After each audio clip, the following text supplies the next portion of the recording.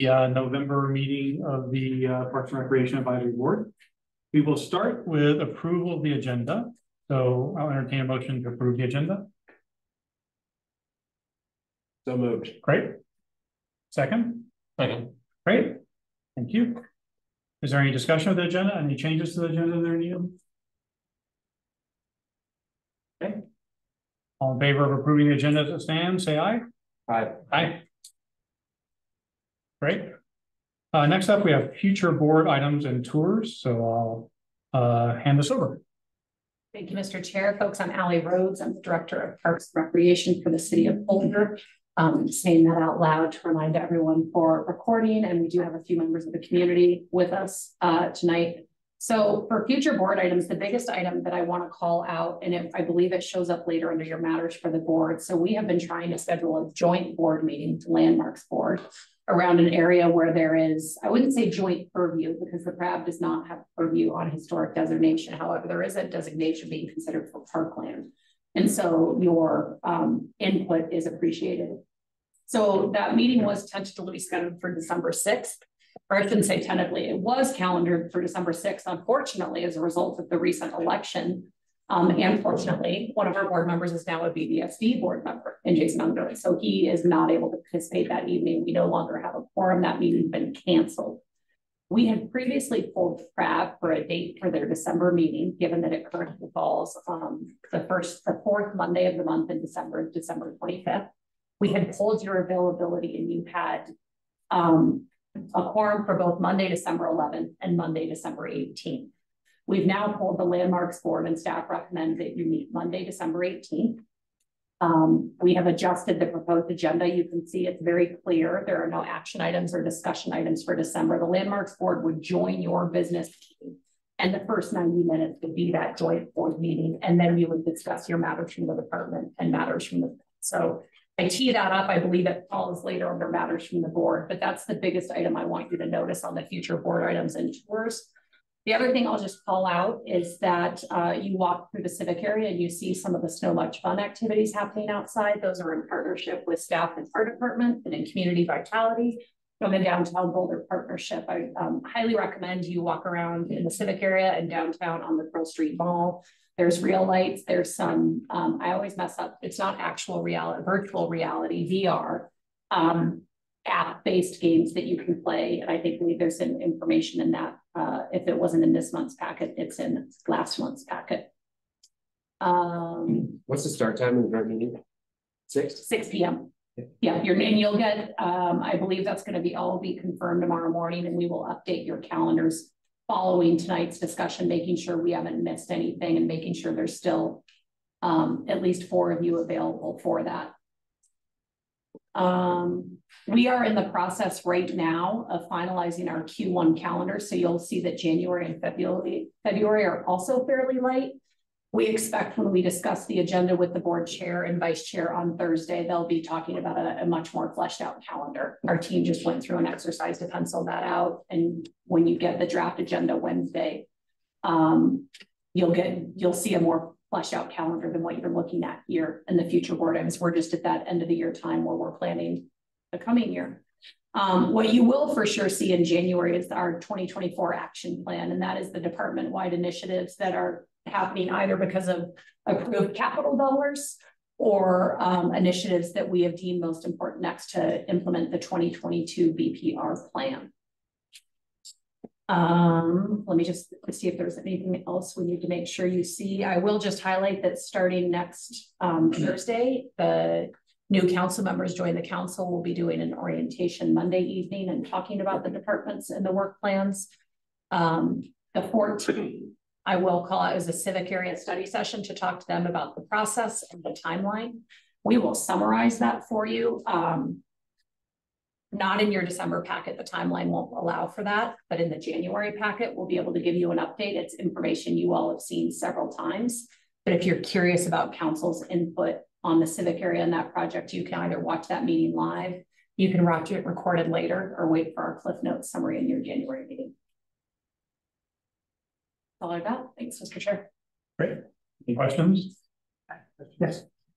Speaking of elections and positions, what happens to Jason Unger's position, does he continue in both here in the city and the school board, or? There's no reason for him not to, other than that he would recuse himself should there be any matters that have a conflict. If we were to be discussing, for example, the BBSD joint use agreement, he would recuse himself in that conversation. But other than that, I'm not aware of any conflict or interest or reason that he would withdraw from the board unless he, as a person, determines that that would be his choice. Thank you. Any other questions? Okay. We'll move on to public participation. So we have 2 action items today later in the meeting. And if there are any public comments on those action items, which are the approval of the fee schedule and the agreement for the full service restaurant at the Flatirons Golf Course. If you want to speak on either of those topics, you'll need to hold on until we get to those items in the agenda. So I think we have one person scheduled to talk on those items, which is Larry McKeough. So Larry, if you could wait a bit, we'd appreciate it. So for general public comment, this portion of the meeting is for members of the public to communicate ideas or concerns to the board regarding parks and recreation issues for which a public hearing is not scheduled later in this meeting. The public is encouraged to comment on the need for parks, recreation programs, and facilities as they perceive them. And all speakers are limited to 3 minutes. Depending on the nature of your matter, you may or may not receive a response from the board or staff after you deliver your comments. But we are always listening, and we do appreciate all the comments you do have. And I believe we have 3 speakers signed up for the general public comment, plus Larry later in the meeting. There will be Patrick O'Brien, Lynn Siegel, Cliff Moss, in that order. So Rosa, let me know when you're ready to. Yes, hello. I see that I can unmute now. Yep. And my name is Patrick. I was a professor in northern Japan for 25 years, and I learned an outdoor game called park golf. Even in Japanese, it's park golf.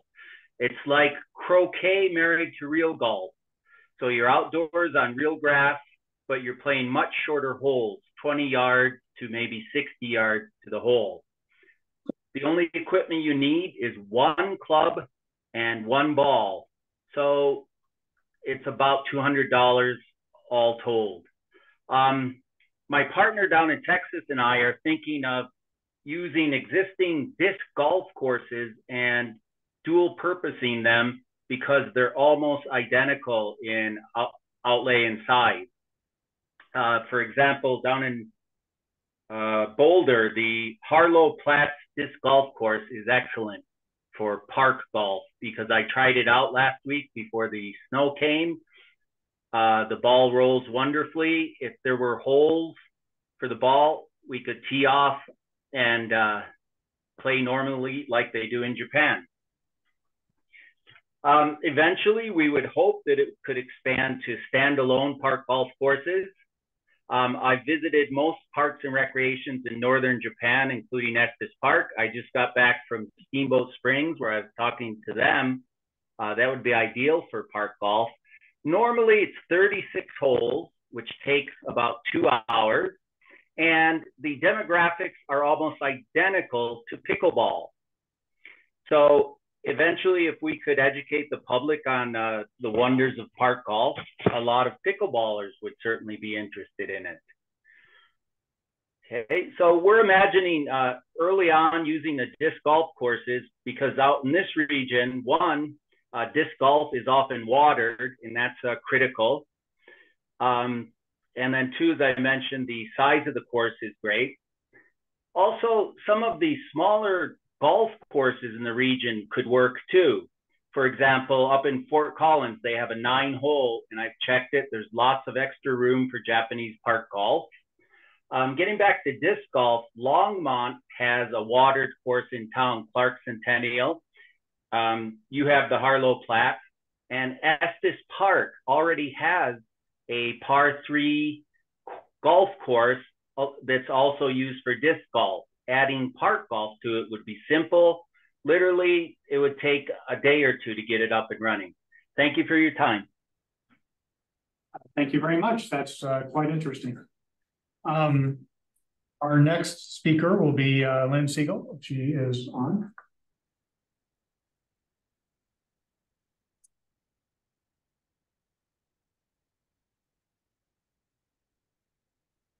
Okay, so we don't see Lynn, and she shows up before the end of comment or later on. So after that is Cliff Moss. So Cliff, if you are available, you should be able to unmute right about now. I can do that. Great, we hear you. Good evening. My name is Clifford Moss. I am the president of the Boulder, Colorado Pickleball Club. In this presentation, the following comments should be considered the position of both ABOCO and the Boulder Tennis Association. Michael Sue, president. Together, we directly represent,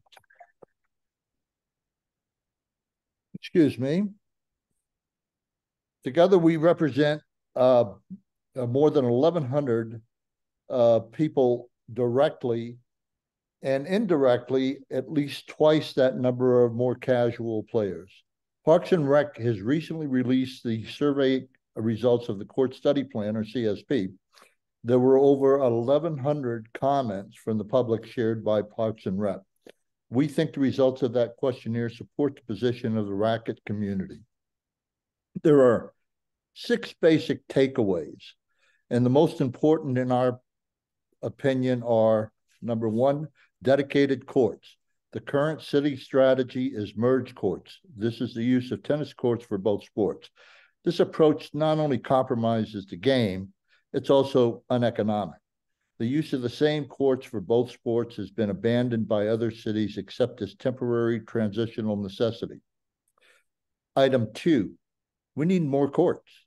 The existing courts cannot handle the current demand. Situation will get much worse before it gets better, regardless of what action the city takes in the short term. Approximately 27 existing courts will be eliminated in the city, while the demand will continue to grow. Item 3, racket sports complexes. The concept of many locations with few courts is not a sound strategy. Fewer but larger complexes will be better utilized, more economical, and will present a revenue opportunity for the city. Item 4, a quick maintenance. A quick tour of the existing courts is the best indicator of court conditions. They have been long neglected. Item 5, indoor facilities for tennis and outdoor for pickleball. Tennis requirements are indoor courts. Tennis comes to an end in Boulder during the winter.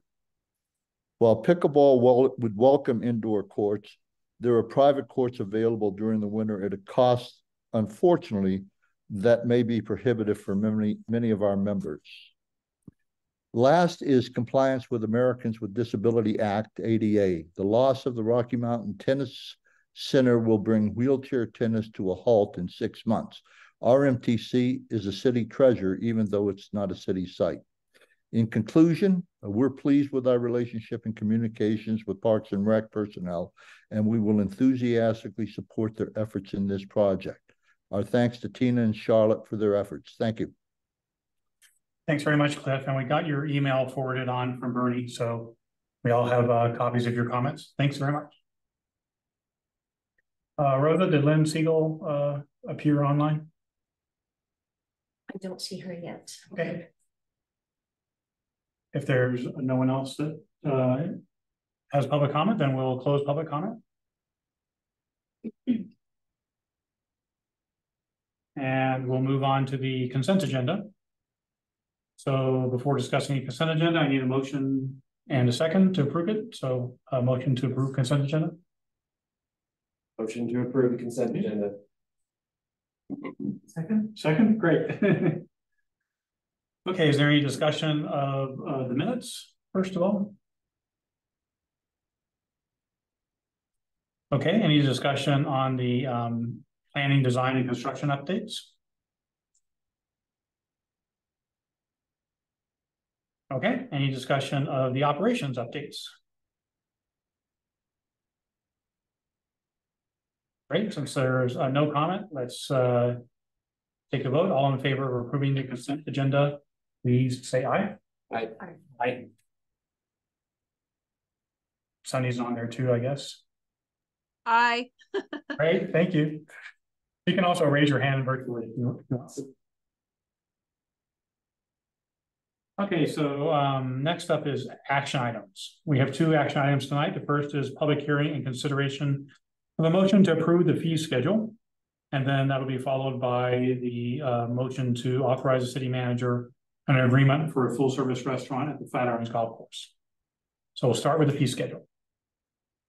Thank you. I'm Jackson Height. I know that I've been here for the last 6 months, but reintroducing myself. So Business Services Manager for Parks and Recreation Department.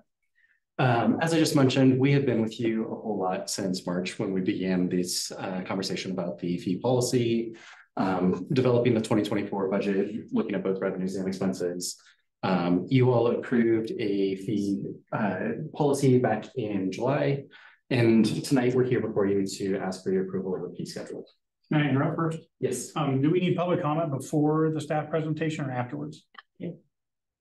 And let's just run it through for everybody so we're all on the same page. I've got the action item steps up. So when there is an action item, first there's a staff presentation to share information. And then board members can ask clarifying questions about the presentation. And then there's public comment. And then there's board discussion so that you consider both the presentation, anything you hear from the community, and then the board vote. Okay, thank you. Sorry to interrupt. No problem. So should you approve the fee schedule tonight, it would then go through the city manager rule. This is a 15-day public notice process where it gets published in the day of the camera. It's on the city website for people to review and comment. After those 15 days, it would then go into effect on January 1st, 2024. We've already talked about communication and engagement strategy with you.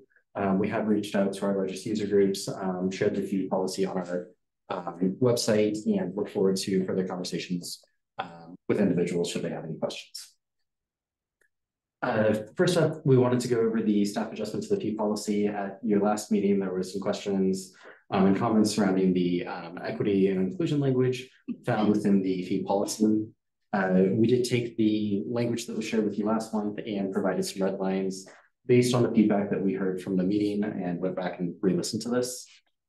This was available in your packet, but we took out and that had been prioritized by the community and replace that with a separate sentence based on input from the 2022 Parks and Recreation Plan. We felt as if this separated the two sentences and really provided some clarity. And then at the very end, we did focus on in alignment with the 2022 plan as additional funding is available. So with this, I will pause. I know it's difficult wordsmithing during a meeting, but just wanted to make sure that this captured the intent of the board that was communicated last month.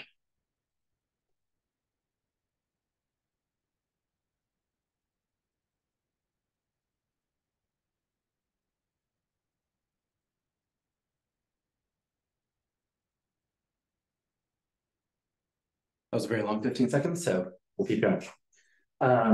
Once again, this chart was shared with you last month. It was also in your packet. With the fee policy, we created 10 different program types. The intention of the fee schedule is to really look at updating the 2 fee program types that haven't had significant updates since 2019 or prior, 2020 or prior. So that's the golf course and the rentals. As was shared with you previously, we will be coming back to you in 2024 with updated information on commercial use and special events. And then we do have alternative mechanisms for several of the other categories on there. Facility entry is updated biannually. Recreation services goes to the service delivery model. Contracted programming is at the time that contract is negotiated. And then resale items are with the when items are purchased and put into our point of sale. We do not have any fees for open access, and then with grants, philanthropy, and donations. All of that is looked at on a case-by-case basis, and we would come back to you with any questions. So first, I'm going to start with the questions that were asked by the crowd last month. There was a question about the Flatirons Golf Course fees and what the basically year-round rate would be. We did go back and look at the research around it. We have had a published rate for May 1st through October 30th since 2020. And then we can do promotional pricing throughout the rest of the year. The last time we actually did that was in February 2021, based on the increased demand that we're seeing for golf course, as well as switching to a new software and just wanting to have more consistent fees throughout the year. We are seeing that other surrounding courses are switching to year-round rates. The rationale behind this in the golf industry is to minimize price adjustments and Basically, you play on February 28th and come back on March 1st and see a huge increase. We recognize that the demand exists year round based on the course utilization of the past 3 years.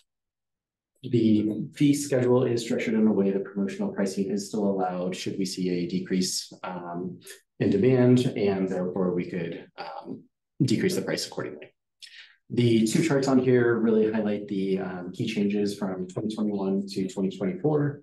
2021 being the baseline year as far as the last time that we saw any off-season rates, and then we also have the 23 to 24 comparison rate. You can see 23 to 24, we are looking at a very modest increase on the 18 holes, whereas the 9 holes remain relatively flat, with the exception of the junior rate on weekends. And this is in line with our benchmark agencies, as was shared with you last month. Pause here and see if there's any questions, since there have been questions from the board last time.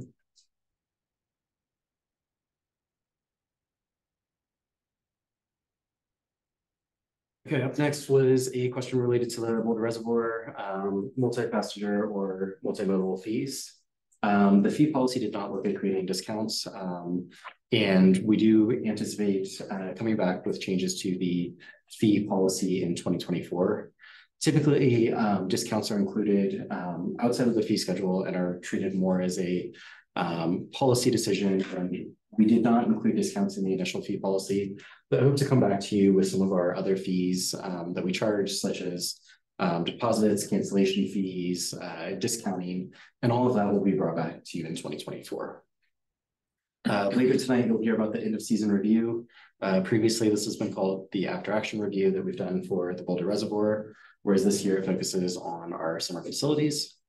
We do have the carload fees provided during the twilight and flank season hours, twilight being after 6 p.m. and flank season from April 1st to the Friday before Memorial Day, and then the Tuesday after Labor Day through October 31st. Seeing that box there. Thank you. And then finally, one of the capital investment plan items for 2024 is the reservoir operations plan. We believe that this is a better opportunity to look at the reservoir comprehensively, how we're programming, and different ways to access the facility.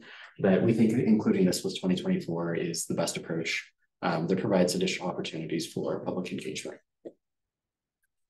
There was an additional question on the Boulder Reservoir that looked at the hours of operation. We just wanted to highlight that this was not determined by the fee schedule. Our hours of operation are really focused on the financial and staffing resources. We have a limited budget as well as staffing abilities.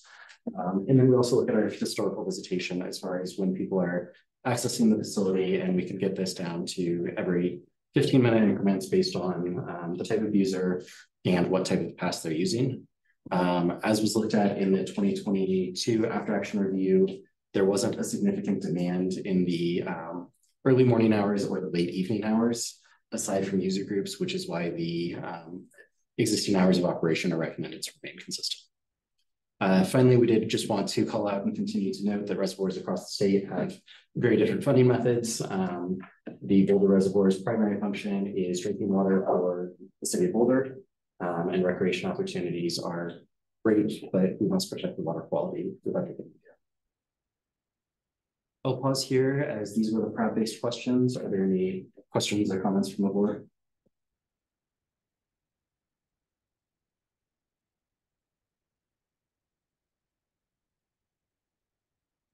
All right. Additionally, we did have some redline changes to the proposed fee schedule. This was based on a secondary review by staff across the organization, and it's really summarized in here. You did get 2 or 3 sentences on each of these changes in your packet, and I recognize this is the first time you may be seeing this, so I can talk through this a little bit more if you have questions. They're really broken into 4 buckets. I'll start with the updated language.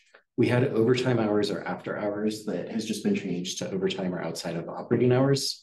Reason being, we have events that occur before operating hours and after operating hours that we didn't want it to appear as if it was just after hours that we were charging this rate. It's any hours outside of our typical operating hours.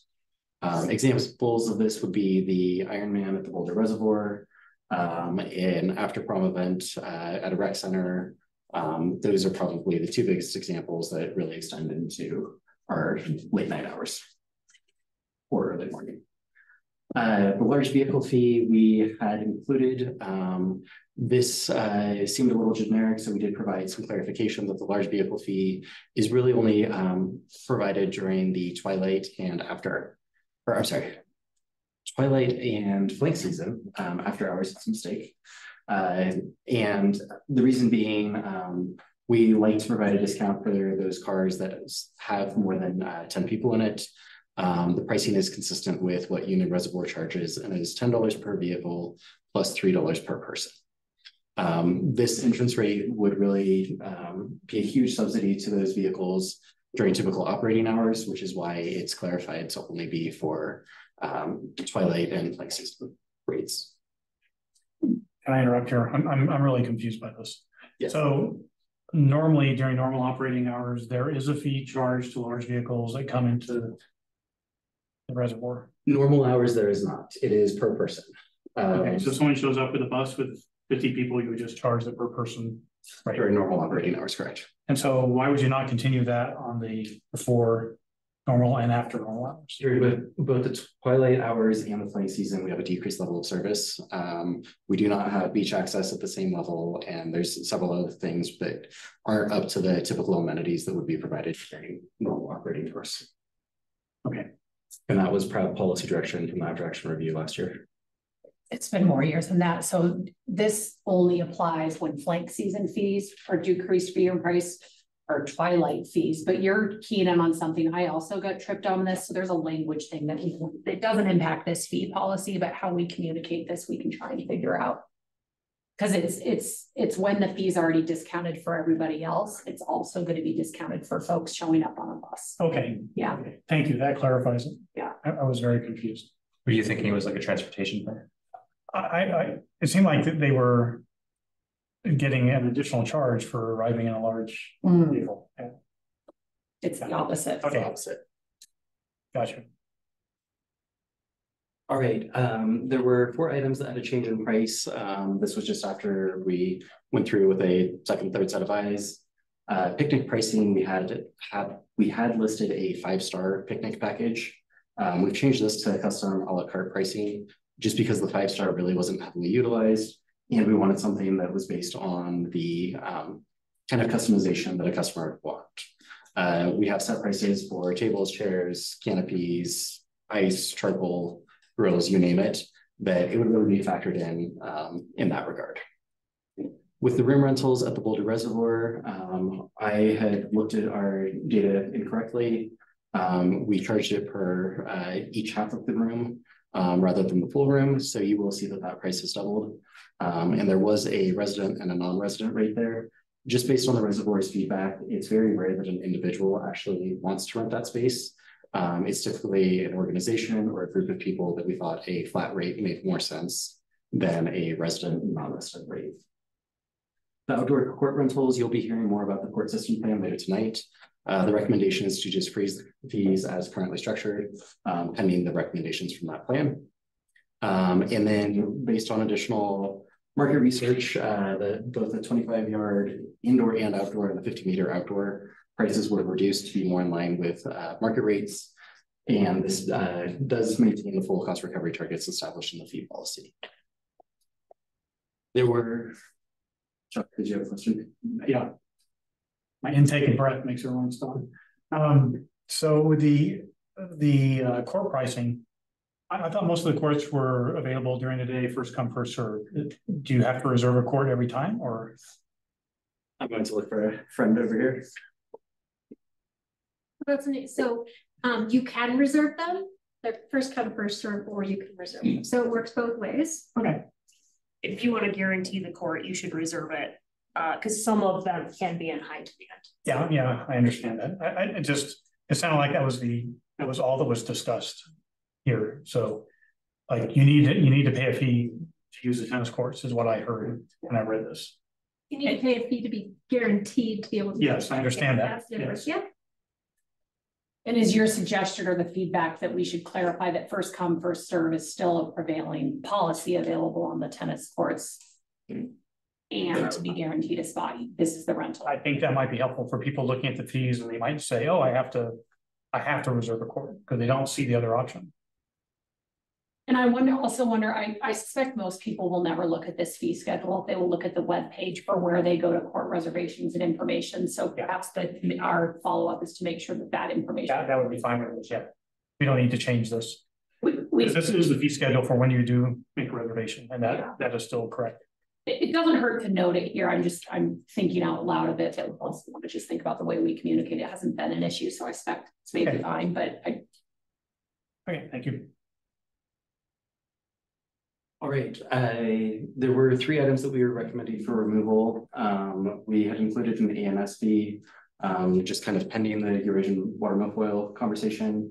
We don't have enough information to really feel fair in charging any prices for an AMS fee without knowing what the total fiscal impacts will be. There is a study going on with the utilities department that will be coming back to PRAB in 2024 that we are going to press pause and wait for the outcome recommendations found in that report. And then we had 2 items that are better updated through the service delivery model. That is the gymnastics birthday parties and then the cabana parties at Scott Carpenter Pool, that we would much rather those get updated through service delivery and then they're included in the recreation program guide each quarter. And then finally, we had overlooked the kitchen rental at the East Boulder Community Center. This is a commercial grade kitchen that is mainly just used for weddings, reunions, and big get-togethers.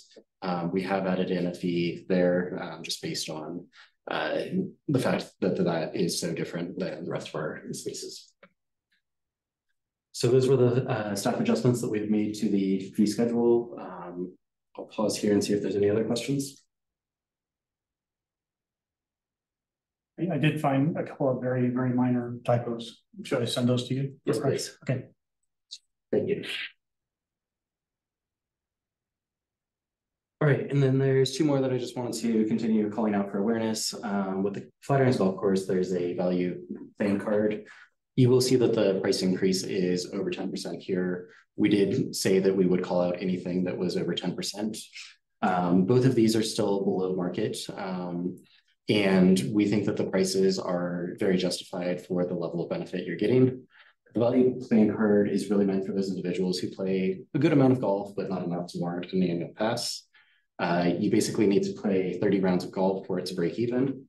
Given the individual benefit and very personal benefit that is received from playing this much golf and utilizing that resource, we felt as if this was justified, but did want to call this out. Finally, the Boulder Reservoir outside of operating hours, we did increase the cost 10% over 2023 rates, but we did want to highlight that we still are not at the full 100% cost recovery that the fee policy calls for. We are planning to do a phased-in implementation to get up to the hourly rate based on our expenses. And that's calculated each year, looking at just what the direct expenses are to operate a facility outside of hours.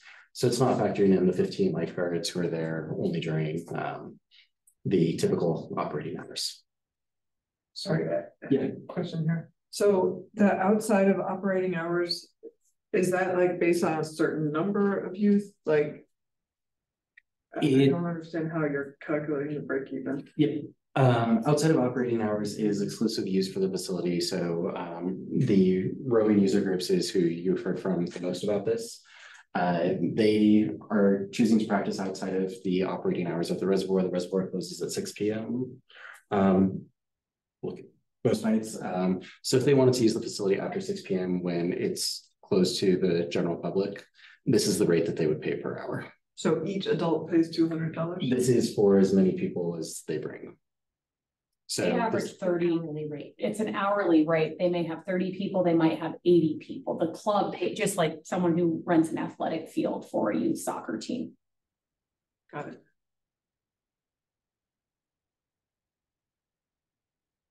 Are there any other questions? So on this value plan card, I mean, what are other similar sized municipal courses charging for their similar passes? $100 increase sounds, I'm sure you guys are right, that this is like below market. We're double checking our market comparison, so Okay, if you can give us that just sounds 30 like seconds. that's a pretty big increase. $100. Just $3 a round. I guess so, but You have to play Yeah. 30. that's a lot of golf. It's 30 rounds is a lot of golf to break It's even. also based on the fact that we increased the team Yeah. to 9. So So it's kind of a domino effect. yeah, as Stephanie's saying, the price per round for all rounds basically went up $2 a round. So Okay, we are seeing price increases across the board. There is a bit higher of an increase. If I go back to this slide, 23 to 24, we're looking at a $3 a round increase, $2 to $3 a round increase. yeah, I get that. I'm just saying like that it makes sense to multiply the increase per round in this way, but if you look at it from like, if I'm just an annual golfer and looking at this new price, it just seems like a very large increase. I'd be interested to see what happens with our value passes in the next year. Like I don't think we should stop the presses on this at all. I just wanted to note that like that seems like a large increase to me. I think I'd be interested to see if it has any impact, to see if we, you know, if we have fewer buyers from that, and if we don't, then, you know. Just to give some perspective on this, when doing the market research at our local municipalities, they're looking at anywhere from $1,300 to $3,000 annually for a pass. But this is a value plan, not an annual, right? What I'm looking at, the $599 to $699. That is a little higher. And what's our annual pass again? Our annual pass is $1,200 for an adult. That's, I mean, I guarantee this seems reasonable to me. If you look at the $700 for the value pass, it's just like to go from 600 to 700 in 1 year it's a big increase. So I'd be interested to see how people react to that, because it strikes me as a lot. My recollection is this is 48 householders total, but we're not talking huge numbers here. Okay. We can absolutely monitor this. And then looking at some of the other, capping at 20 rounds, $650 plus $6 per round with a cap at 20 rounds golf.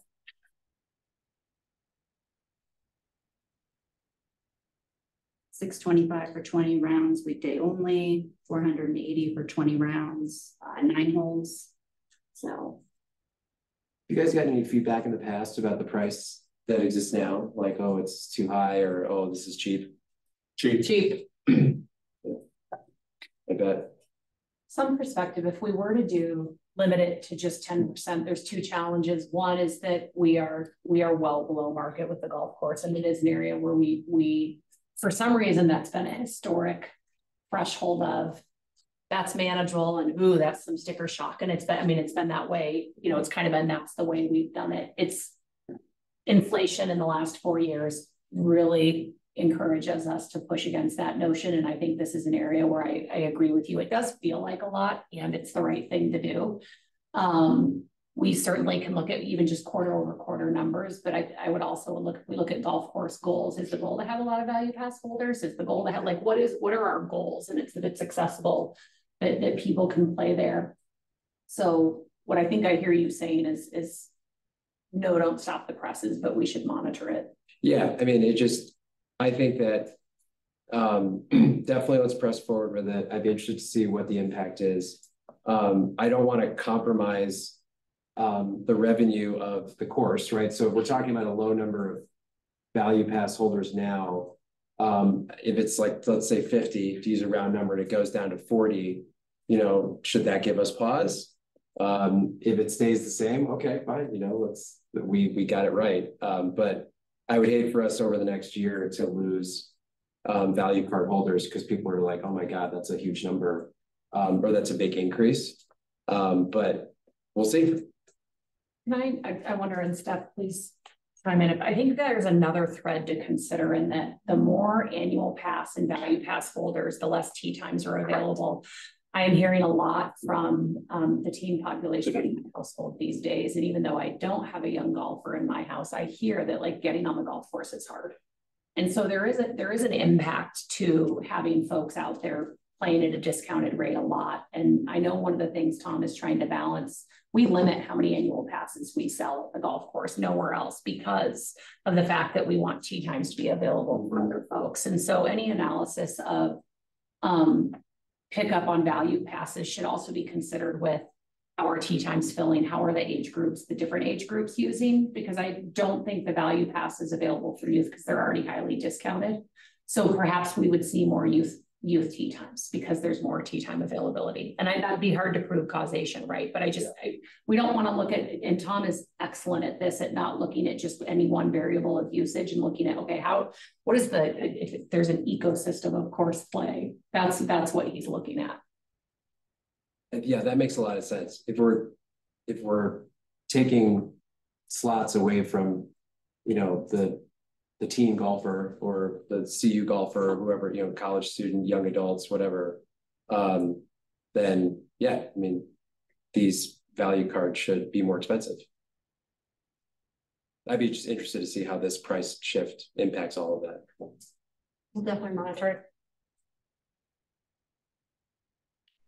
I have a question about the reservoir rates. Do we, I feel like it's easier to quantify the cost of round golf, but do we have a sense of like how the $170 and $213 fees will land with the rowing community and also with the master swimmers?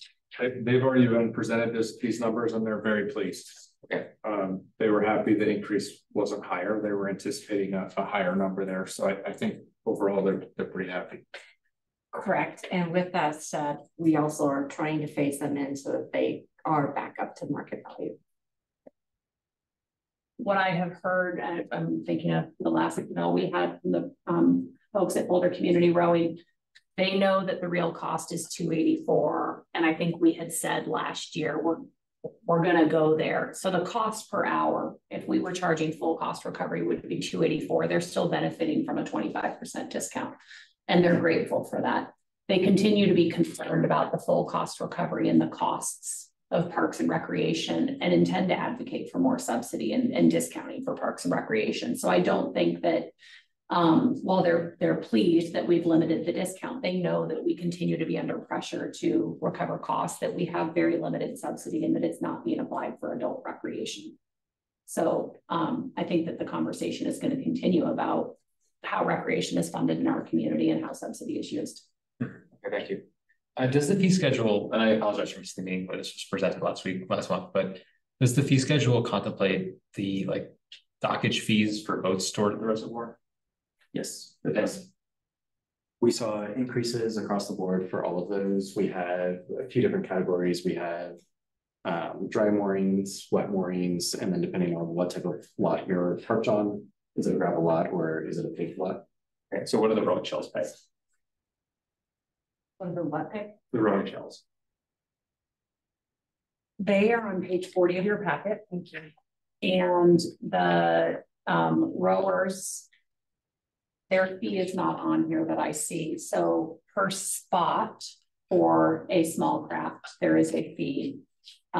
Stephanie, tell me if I'm correct, it's on page 40, but I believe that Boulder Community Rowing has, they have purchased and built some racks at the Boulder Reservoir and they pay for the spot that it is in. So they do not pay for, I'm going to make up numbers. If there are 10 shells in a rack, they're not paying for 10 spots. They are paying for the parking space or the spade of the lot that rack is in. Does that make sense? There's a line on here for rack, $300 for a resident. That would apply to $300 small craft spot. Okay. It's not the full, yes. Okay, so you have 8 shells on a rack, $30. And I don't know for their specific fee. I know it's in the agreement, and I think Stephanie's typing furiously to find it. They get a significant discount on storage.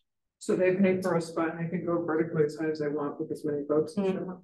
They pay as high as go ahead. it's how many spots the rack holds, like, I'm gonna, It's like 8 or something like that. yes, correct. But that $300 gets you the whole rack. Or it gets you one spot in the rack. If I had a kayak and I wanted to store it at the Boulder Reservoir, I would pay $300. Thank you. They are paying a different fee that is based on the space that the rack that they have purchased and built is they're basically renting the land that it's on, if you will. So they can go higher? What's that? They can rent the land and build something taller and put more stuff on it? I don't think it would pass wind code, so probably not. But there's a pretty standard design that you build for these racks. They're fairly pricey. I don't remember the last one we bought. I don't want to make up numbers. They're Several $1,000s. You also Actually seems like need we're- to reach your Yeah. to pull it out. So going too high is not as conducive as see. Does that get to your question, Bernie? Yeah, it does, but I would just note that, like, if we have a rack that, let's just say it holds 8 kayaks, and each of those kayakers is paying $300 a year, it seems like we're actually making more money on that piece of land than we are off a motorboat that's paying $665. Right. Tell me more about what the question is. Well, the rack takes up, let's just equivalent to about as much space as a trailer, right? And well, for argument's sake, we'll say that a rack holds 8 watercraft. So we're collecting 3 times $800. Sorry, 8 times $300 on that piece of ground, right? Or did I misunderstand what you said, Stephanie? Are we talking individual or are we still on user groups? Individual. So the individuals would pay $300. Yes. And that's based on the market fee for where you would store that somewhere that is not right adjacent to the body of water. Okay. So you're paying for convenience. Mm-hmm. Okay. I'll make the point that it does seem like we as a city are making more money on that piece of ground off of 8 kayakers than we would off of 1 motorboater. Is that?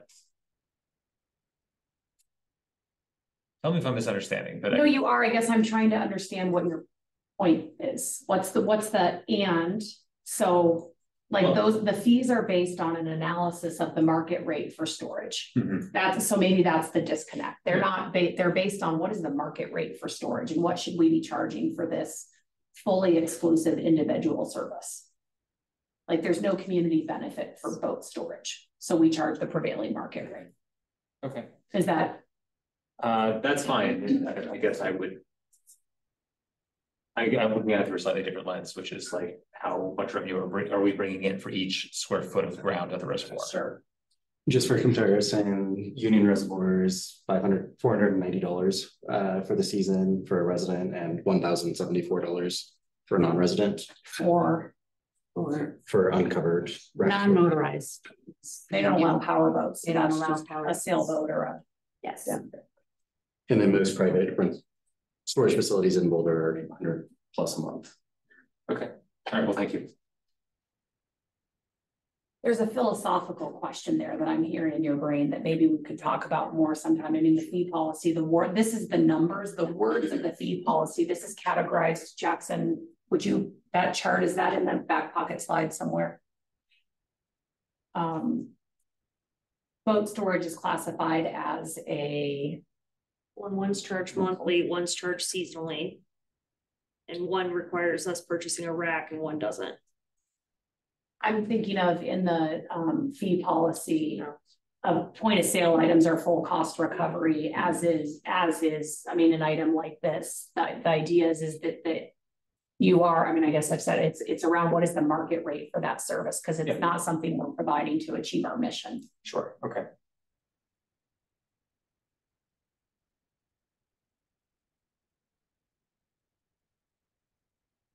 Any other questions or comments? Okay, we have next steps listed, communications and engagement. Sorry, I want to appreciate Stacy and the amount of information and the various, you can see we're getting information from 7 different service areas and different fee types, and that she has it all just there is very impressive. It's a whole lot of research. I really appreciate all of the questions and comments you have had. I think that this is great to realize the improvements with future iterations of the fee policy and fee schedule. I think this is the first step in CAPRA accreditation. It's the first time we've really put this in one document, one place, and we're very excited about it. That being said, I am the first to admit it's not perfect, and we're coming back to you next year with revisions to both the fee policy and the fee schedule. What we're asking you for tonight is really the approval to go ahead and work with the city manager's office to get this published and fees into effect for 2024. The city manager rule does allow for us to do discounted rates at the for promotions, director's discretion, et cetera. But I don't want you to feel as if we're locked into this for a full year if we realize that there's a huge mistake that we need to adjust. That being said, we have done a whole lot of communications and engagement about it. The fee policy is on our website. We have reached out to several user groups, as Scott mentioned. Our biggest user groups in terms of volume, space that they're booking, dollar amount that we receive on an annual basis. And then we have shared this in the recreation program guide with registration that opens next week. So the fee schedule was included in your packet as attachment B. We are hoping that you approve it in its current state, and we can go through the city manager rule with all of those going into effect on January 1st. We do recognize that there's more work to be done, so the recreation service fees will continue to be updated through the service delivery model, and then in 2024 we will come back to you with another policy on deposits, refunds, cancellations, discounting, and then updates to both the commercial use and special events program. So with that, we do have a suggested motion before you, but are open to any other questions or feedback that you have prior to carrying public comment. So any further questions on the presentation content of it? I just had a question about the little paragraph that you showed at the beginning where you identified which groups were going to get discounted fees. Yes. I don't know if you want to like include kind of the strategy or like say like diversity, equity, inclusion, or what are the principles that led you to identify those groups? Us prioritizing the youth, older adults, people with disabilities, and low-income community members was pulled from the 2022 Parks and Recreation Plan. In that, the statistically valid survey that went out to all community members indicated that Boulder residents as a whole felt that those individuals should receive the greatest amount of subsidy or tax dollars based on what's available. We do receive a general fund subsidy in about 1.6 million a year, and we try to allocate those subsidies out. You will see within the fee schedule, we have discounted rates for youth compared to adults. With our rec center passes, we do provide volume-based discounts in addition to age-based discounts. We offer the financial aid program, which does provide completely free access to all individuals that have a qualifying eligibility. So that's how we would continue to prioritize.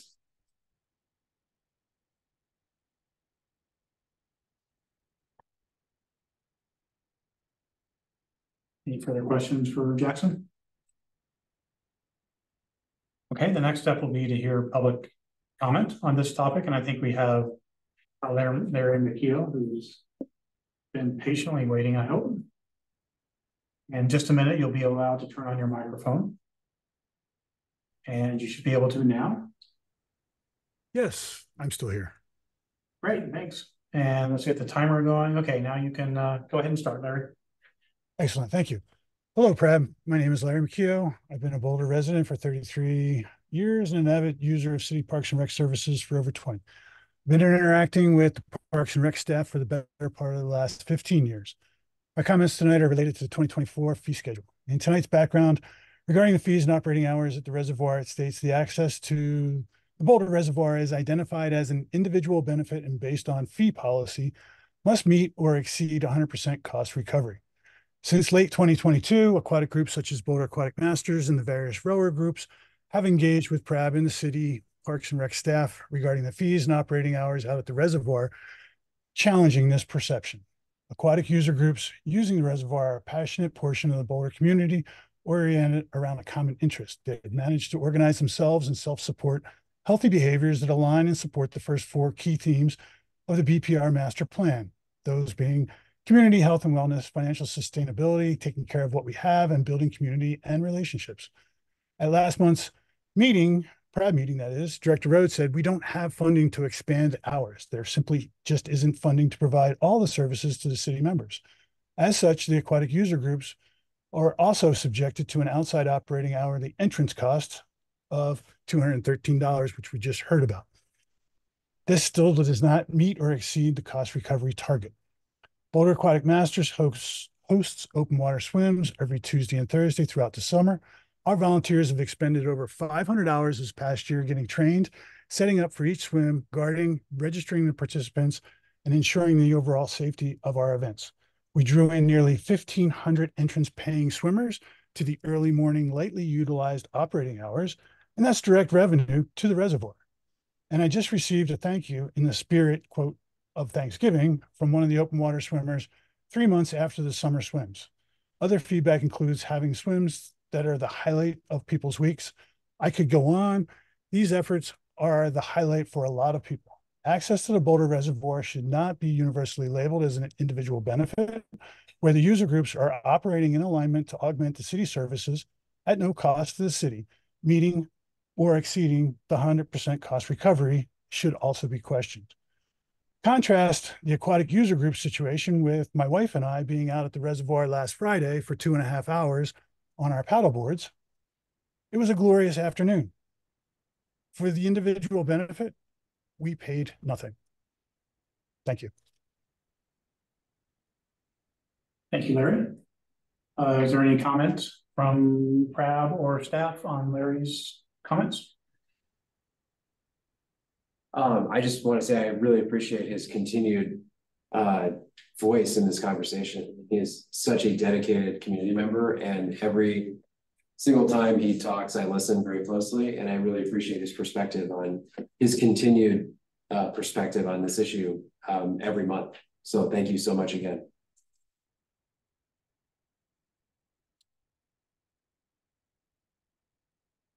Okay, thank you. So at this point, it's up to PRAB to discuss the suggested motion. So I will, would anyone care to make the motion using the language that will be, that is up on the screen right now? And then we can do discussion after the motion. And we do the discussion after the motion in a second. But before the vote. For the handbook. Which you know very well. Should know.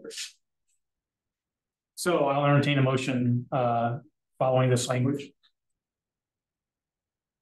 Is this the language we're supposed to use? Yes. That is not the language you are supposed to use. I don't think so. No. It's on page 17 of your note. Page 23 has this motion language on it. There you go. But it reads the same as that. Oh dear. Well, let's get in there and let's write a motion. We can do this. Freestyle. Yeah. Yeah, this is how they do it in council meetings. We got this sometimes. Yeah, I mean, we can, do you want me to just try?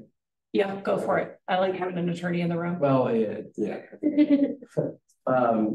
Motion to adopt attachment B, proposed Parks and Recreation Department fee schedule for fee setting for 2024, and direct staff to publicly notice the 2024 fee updates pursuant to the Boulder Revised Code, section 828.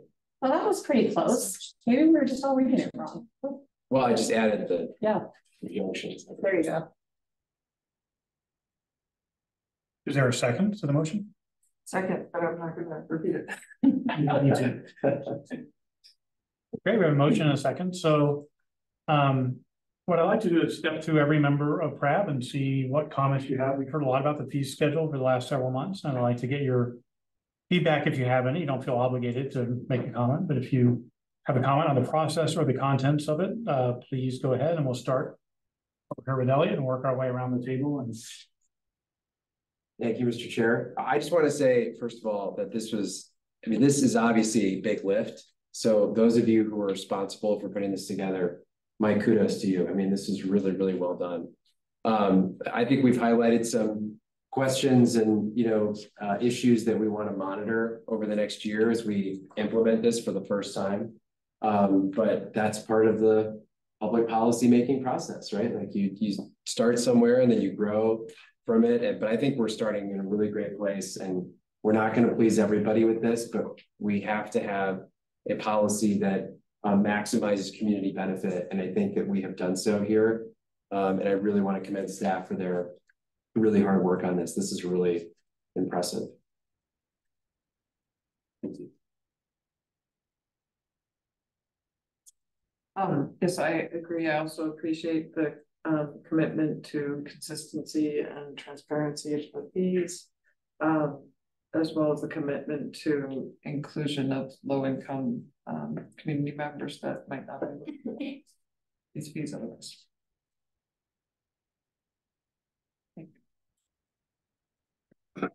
Likewise, I appreciate all the work that staff's put into this, and looking forward to seeing how it goes over the next year. And Sunny, do you have any comments from your online position? Nothing to add. I just want to agree with the comments that have already been made. Really appreciate all the hard work. Thank you. I think this is an essential document. We were setting fees on somewhat of an ad hoc basis in the past, and I think it's really essential to set down the policy that's underlying those fee changes, because it provides a target for people to make changes, right? If they wanted to make changes before, they were arguing each individual fee at a time, but now we can see why the fees are being charged, how that's being decided on, and if they're disagreeing on that, we have a way to change it. And so I think it's a really important document. It certainly also helps the department get its accreditation, right? Which is very useful as well. But that's not the primary motivation here. The primary motivation is to have a transparent document that the public can access to understand why the fees are set they are. And it's important because Boulder's fees are set differently than other fees in the county and in the area. And they're higher in many cases, and that's because of the way the department's funded. And so having this very transparent document, I think, will help not deflect, but help the public understand why the fees are what they are. So I think it's great. I think we can have quibbles about some of the details of the exact numbers that are that you've come up with on these on this year's fee schedule, but I think we need to see how, like things with the golf, the golf access fees, the discount fees. We have to see how they pan out over the next year and see how the public react to them. So yeah, I think it's a great job. So thank you all for your hard work.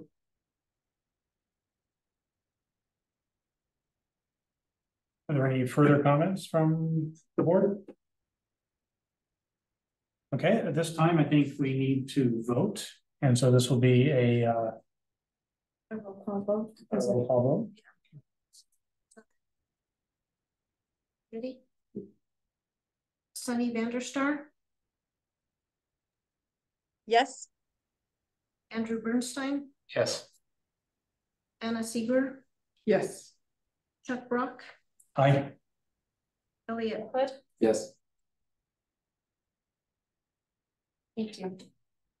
Congratulations, we've passed the fee schedule. Sorry, the fee policy. And fee schedule. Yeah.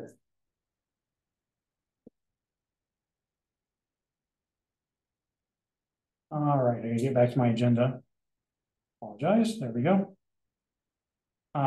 We have a second action item, and that is public hearing consideration of a motion to authorize the city manager to enter into an agreement with Tanoa Inc., covering a full service restaurant at Flatirons Golf Course.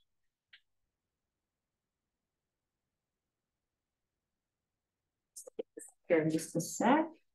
I'll start, well, I'll kill some time.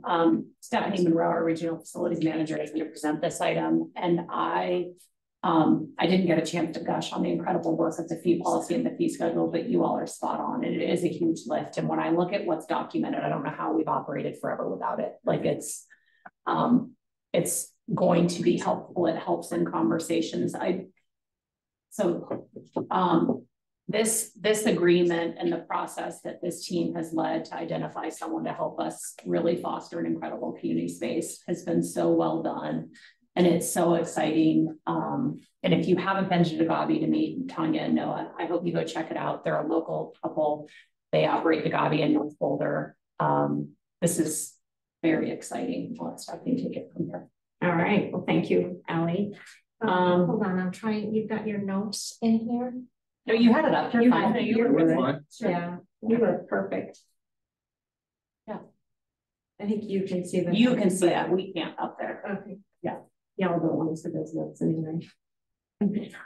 Okay. Again, my name is Stephanie Monroe, Recreation Senior Manager of Regional Facilities.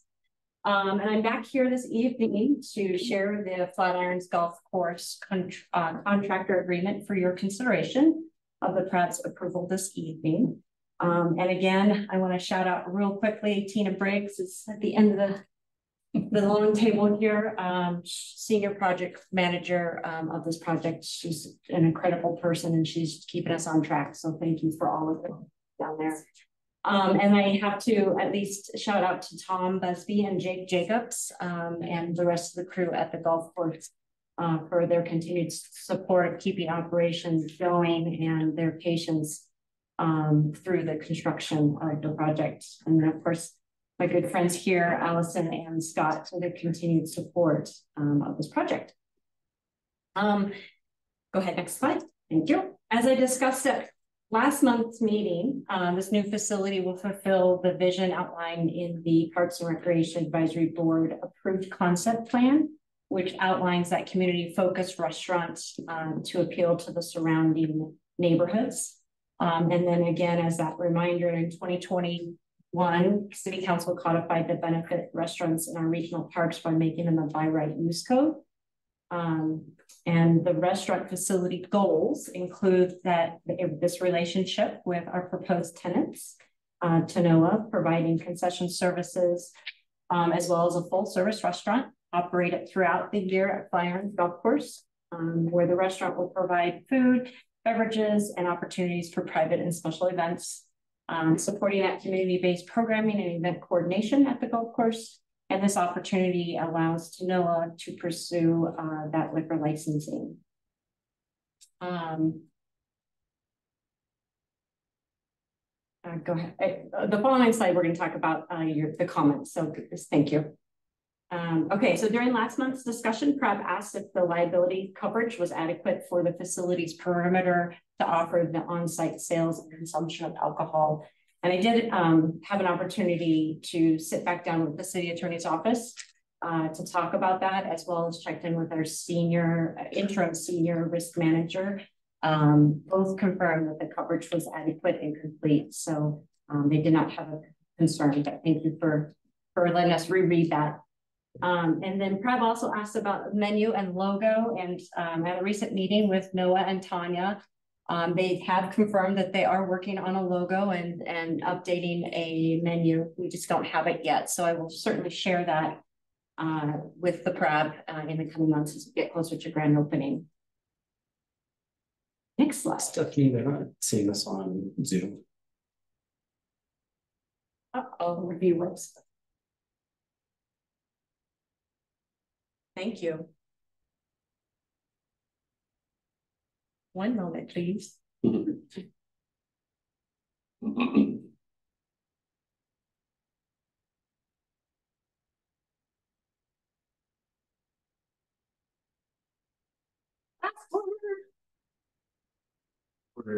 getting all of your notes on here, but Okay, well, we're almost done.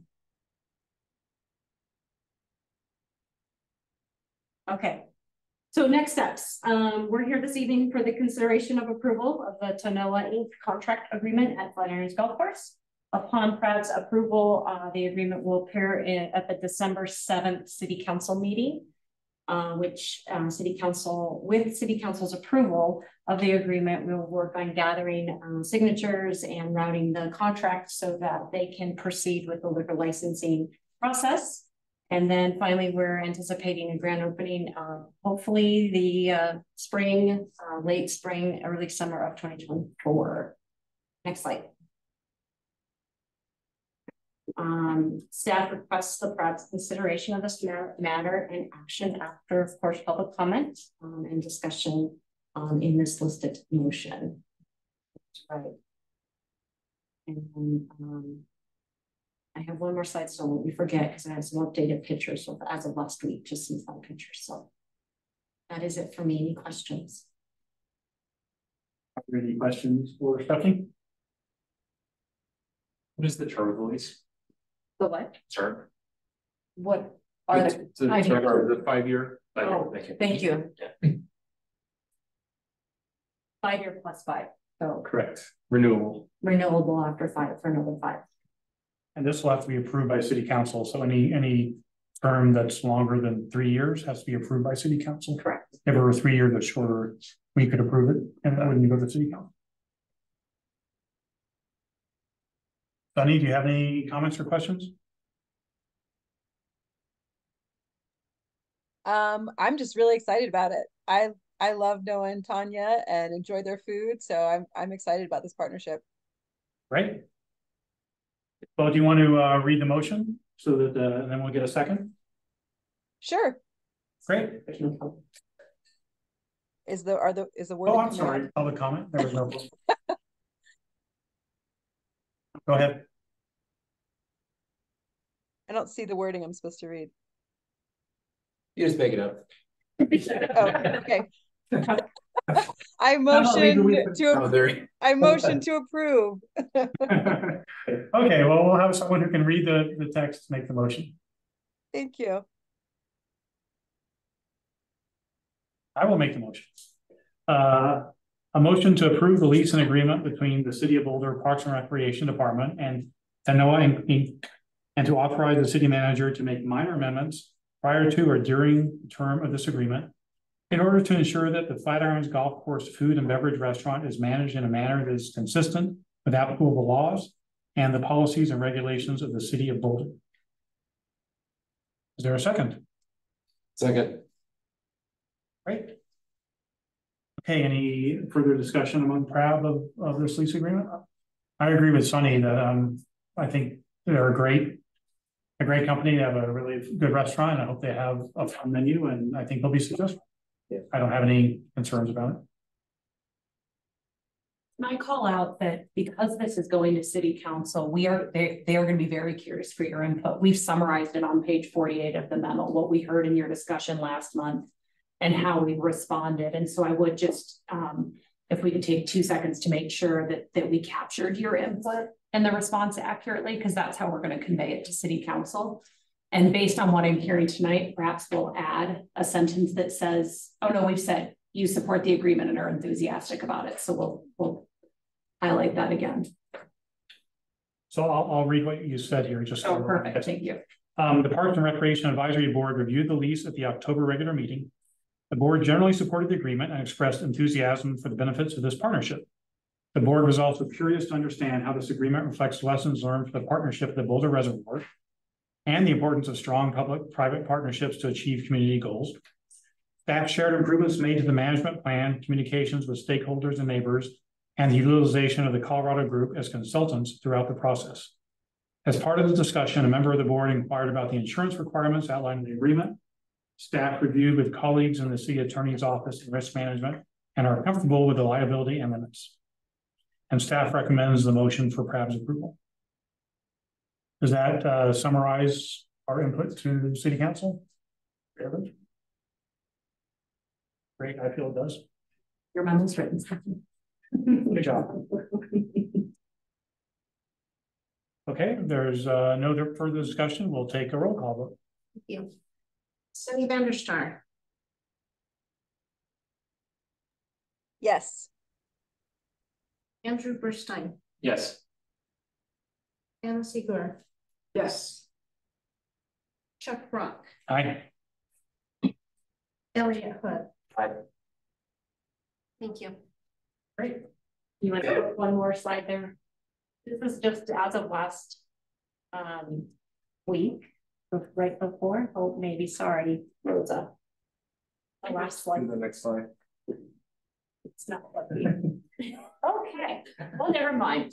If we can get that back up there, if she can, if not, I had some pictures. There they are. So it's going up quick, and it's probably, I haven't been on site this week yet. That's tomorrow. So How's the water pumping going? it's gone. It's removed. Thank goodness. You're gonna need walls.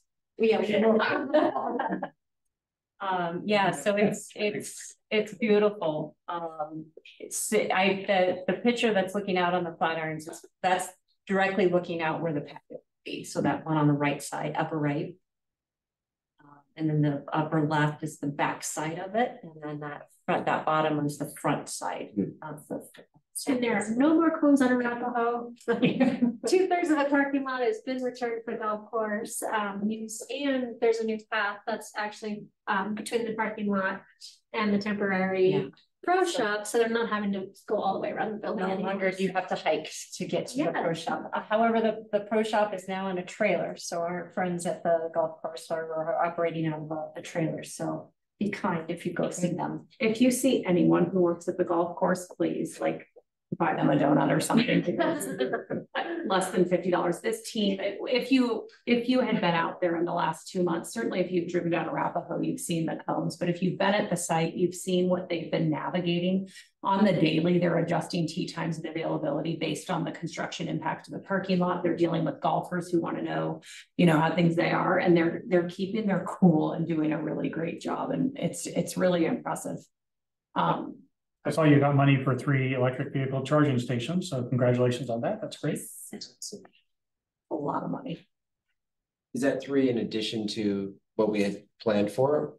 It is not. So the grant was just it added to what we were already going to put in. Great. It helped decrease the bill for all of the water pumping that we had to do. That's great. Just free to us now.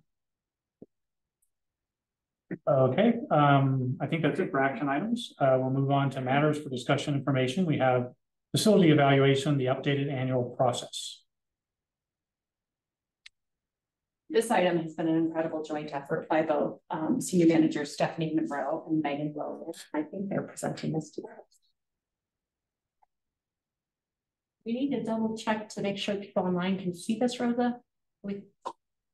So I'm sharing, but I don't. You've got your notes on there. Screen instead of. So I think you need to choose a different window to share. Let's just back up real quick. We have 30 seconds to do that. The slideshow, but then share. There's a top right header.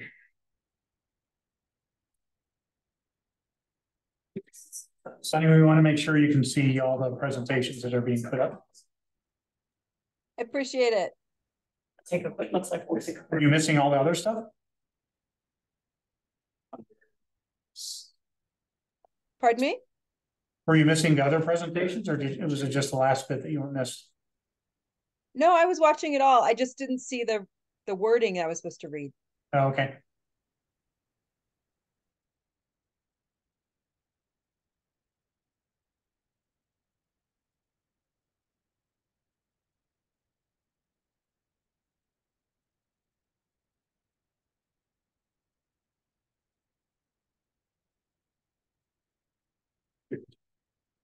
All right, thank you. All right, ready? Yeah, ready. Okay, so again, hello again, and thank you. This evening I am joined with Holly, Senior Recreation Manager Megan Lohman over here to my right, and again myself, Stephanie Monroe. We're here presenting to the PRAB the high season customer satisfaction facility evaluation of the Boulder Reservoir and the Scott Carpenter Pool. I will like to thank Chris Pazzarelli, who I believe will be helping us out online. A big shout out to Chris, he's business service analyst. He has helped tremendously with the data collection, the launching of the questionnaire, and analysis of the questionnaire, and as well as helping us with the presentation and the memo that is in the packet this evening. So thanks to him. And then Stacy Cole, Boulder Reservoir Supervisor, and then Tim Sabi, Aquatics Supervisor, for their continued leaderships in these two service areas. Next slide, and you have a chance there. Okay, so to provide some background of this process, starting in 2019, the Boulder Reservoir began conducting a more formal way to capture community engagement and to inform operational adjustments for the reservoir's high season.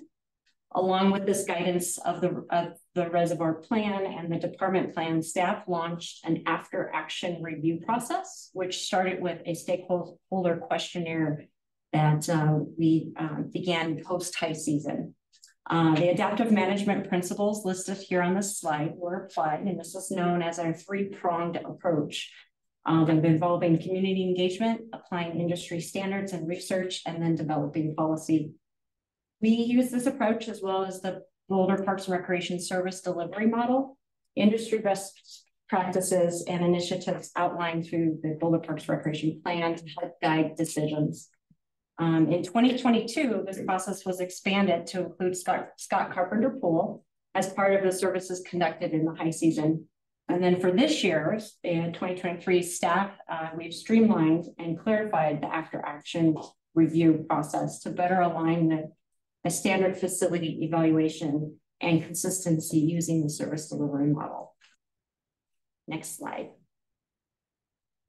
So the Boulder Reservoir included specific questions pertaining to the main building, the sustainability program, and small watercraft permits. At the main building this past season, the reservoir staff offered limited concessions Monday through Sundays. This year, we put a question specifically around offering on-site food, beverages, and services at the reservoir.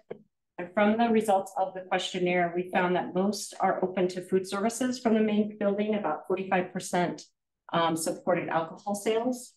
However, respondents were fairly split on whether or not the service should be only offered open or closed container. And there was a clear preference of emphasizing local or craft offerings if alcohol were to be sold. For the 2024-25 season, staff are planning on posting an RFP to attain a concessionaire. This will bridge the gap between that development of a reservoir management plan. I think Jackson referred to it as operations plan. And I think this guy over here and I are considering a management plan. So that is slated for our capital improvement projects for 2024, outlined as a special project that we'll be working on. This plan will include an updated vision for the main building to best support the needs of the reservoir as a regional facility for the broader community. So I'll help answer those questions.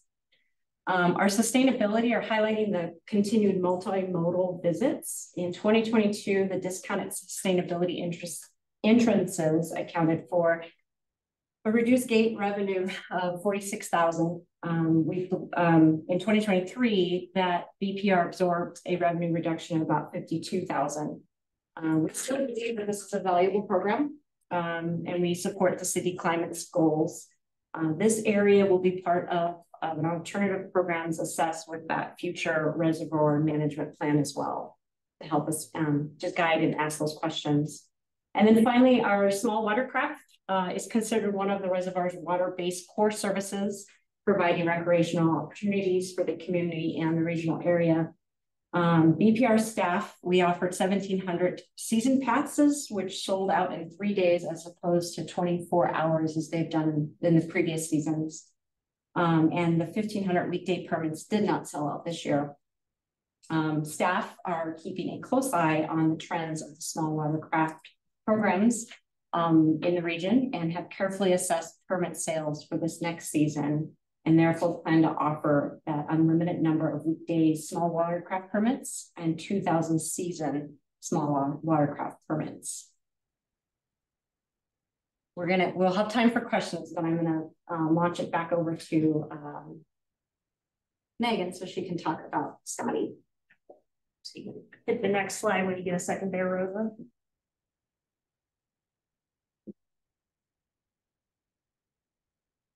All right, so Scott Carpenter, this is only our second year doing the facility evaluation like this for Scott Carpenter, and the first year was kind of the streamlined approach. This is only the third year of really operating Scott Carpenter since the renovation, and just some notes here. It was also the first summer we probably got as close as we've ever been to fully staffed for such a crazy facility. It takes about 20 lifeguards every operational hour when you're operating the leisure pool and the lap pool together with all the features going. So it is an undertaking. And so a lot of the questions this year we asked were about really determining what is the community most wanting at the facility. What should we prioritize? Should we be faced with limited staffing, or if we can offer more than we do now, where should we focus that time and energy? And you can kind of see from the graphs here, the lazy river is definitely the most popular feature. So as let's say it's bad weather, we don't have a lot of people there, we need to send some guards home, we're going to prioritize definitely that lazy river first and foremost as far as features in the leisure pool. The shallow area and play structures also really high up there, and the drop slide and diving platform. So we learned a lot about what are the things that really kind of attract, and when people are made to make a choice, right? Pick only three. What do you really want to pick? And then also, if we could do more, what would we like to do? And so we suspect this might be a thing, right? When there's a lot of people there, having that lap pool open for leisure swimming is clearly important to the community. And additionally, being able to have more late evening leisure swim hours would be beneficial. For families with two working parents bringing their kids after work, it gets really hard to come to a leisure pool if it's closed at 6 p.m. during the week in the summer, right? And so that's going to be a priority for us to look at as we think, how can we expand services? And additionally, when you look at the financial aid participants who filled out the survey, the lazy river and the late evening leisure hours were also very popular choices for those using financial aid access. Not really displayed here, but lap pool configuration. Scott Carpenter lap pool is our only 50-meter lap pool, and 57% of people preferred long course at Scott Carpenter versus short course. Now that means about 163 people who answered their survey preferred the 25-yard configuration. However, of those 2/3 also signified that they would go to another pool that is in 25-yard configuration, whether that be spruce or an indoor pool. So those are just a few of the highlights for Scott Carpenter. But when you really think about what are we doing here, if you go to the next slide there, Rosa, this is really what we're sharing with you is about how we're doing this evaluation process in the future. So we wanted to highlight some of the things about the reservoir and Scott Carpenter, but this is really how do we do facility evaluations? How do we make sure that we're constantly evaluating not only our services through the service delivery model, but our facilities to ensure that we're providing the best service to the community, whether that be in a building, an outdoor pool, a reservoir, or anything across our system. And so as far as our next steps for this year's evaluation, well, we definitely, if we're going to ask the community for information, we want to make sure we share those results back with the community. This is one step in that, sharing the results from the survey, writing up the memo with the highlights, but also, the raw results are also included in the packet. Additionally, we need to share that out with the general public, especially those who did complete the survey. What are we doing with this information, right? That matters. Otherwise, why are we asking the questions? It's clear that we need to improve how we're doing the assessment of our facilities to ensure more equitable representation. So in the packet, you may have noticed that financial aid participants only accounted for about 4% of the survey, people who participated in the survey. However, if you look at all of our pass types and everything, financial aid pass holders are about 20% of our total population who use our facilities. And in the summer, they accounted for 7% of the total use of the facility. So that's a big underrepresentation. We need to do better there. And so for this year, we know we need to work with our city manager's office, our equity experts here to see how can we get additional information to inform the things that we can for even next season, but then also how do we in our future evaluations ensure that we're making the most accessible, not only facilities, but platform for people to be able to share. So we acknowledge that's really important, and we need to find a way to do better to get equitable representation. Additionally, this community engagement is only a portion of how we make operational decisions. And so using the data that we have access to and the research, what is best practice, what does our usage look like? All of this goes into, along with the community engagement and our policy, to help us determine what are those operational changes we might make in the future. How do we make slight adjustments to just continually move the bar forward? And what I think is really great and vitally important about what we did here is this was the first year that we really said, if we were going to do this evaluation process for every facility that we manage, whether it be a rec center or the golf course or the reservoir or Scott Carpenter, how do we model this evaluation process to help give us some things that are benchmarks across our services, but also allow specialty for us to focus in on what are the operational changes that we really need to make in different areas or that we know are hot button items for the community. And so we've really streamlined it, and our hope is to continue to align this facility evaluation model with our service delivery model and create an ongoing structure of how we continuously evaluate our facilities, not just the reservoir and Scott Carpenter, but we want to expand that to be system-wide. And so this is kind of our next step in that process. And we're excited to continue to do work on this in the future years. Additionally, when there are big operational changes, it does sometimes require us to come to you separately for that thing, right? And so this presentation is not about us bringing you every operational change from every facility so that you can weigh in on everything, right? A lot of the operational decisions that we make, again, it's based on these 3 pillars here. However, when there is something like a lease agreement, for instance, what Stephanie was just talking about, we do sometimes separately come to you for a higher level of engagement on those items. And so, and Stephanie, unless I missed anything from your perspective, we do have a couple of questions for you just to help inform this process in the future. And so does the PRAB have any questions on the results of the facility evaluation questionnaire for this season? And do you have any questions or guidance for the development of a future all-inclusive facility evaluation process? Were there any results that showed that there were aspects of Scott Carpenter pool or the reservoir that people want to see fixed or changed? You know, we saw a lot of, one of the things that people like the most, but were there any results that showed that, hey, there's this one feature that people just don't like or use a lot? Well, I mean, it depends on how granular you get the data, right? So we have 956 responses total for the survey. And so what we pulled out for you in this presentation is really small, and it's the highlights, things that we said, okay, that makes sense to share.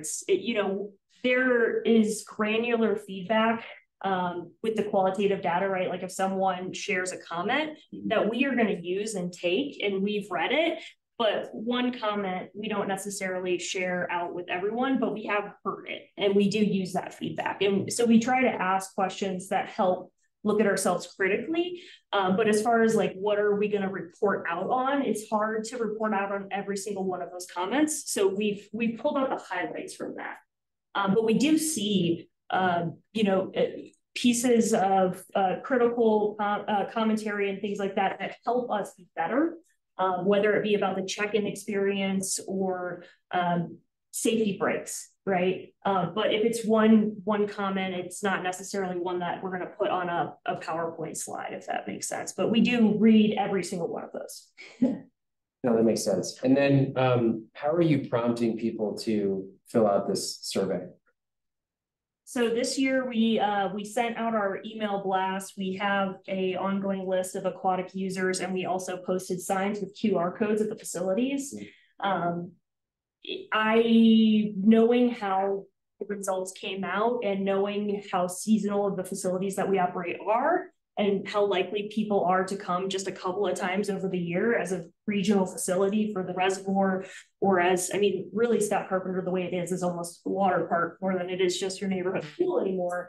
I think we have an opportunity to improve maybe the length of time that people can provide feedback and the modes of feedback.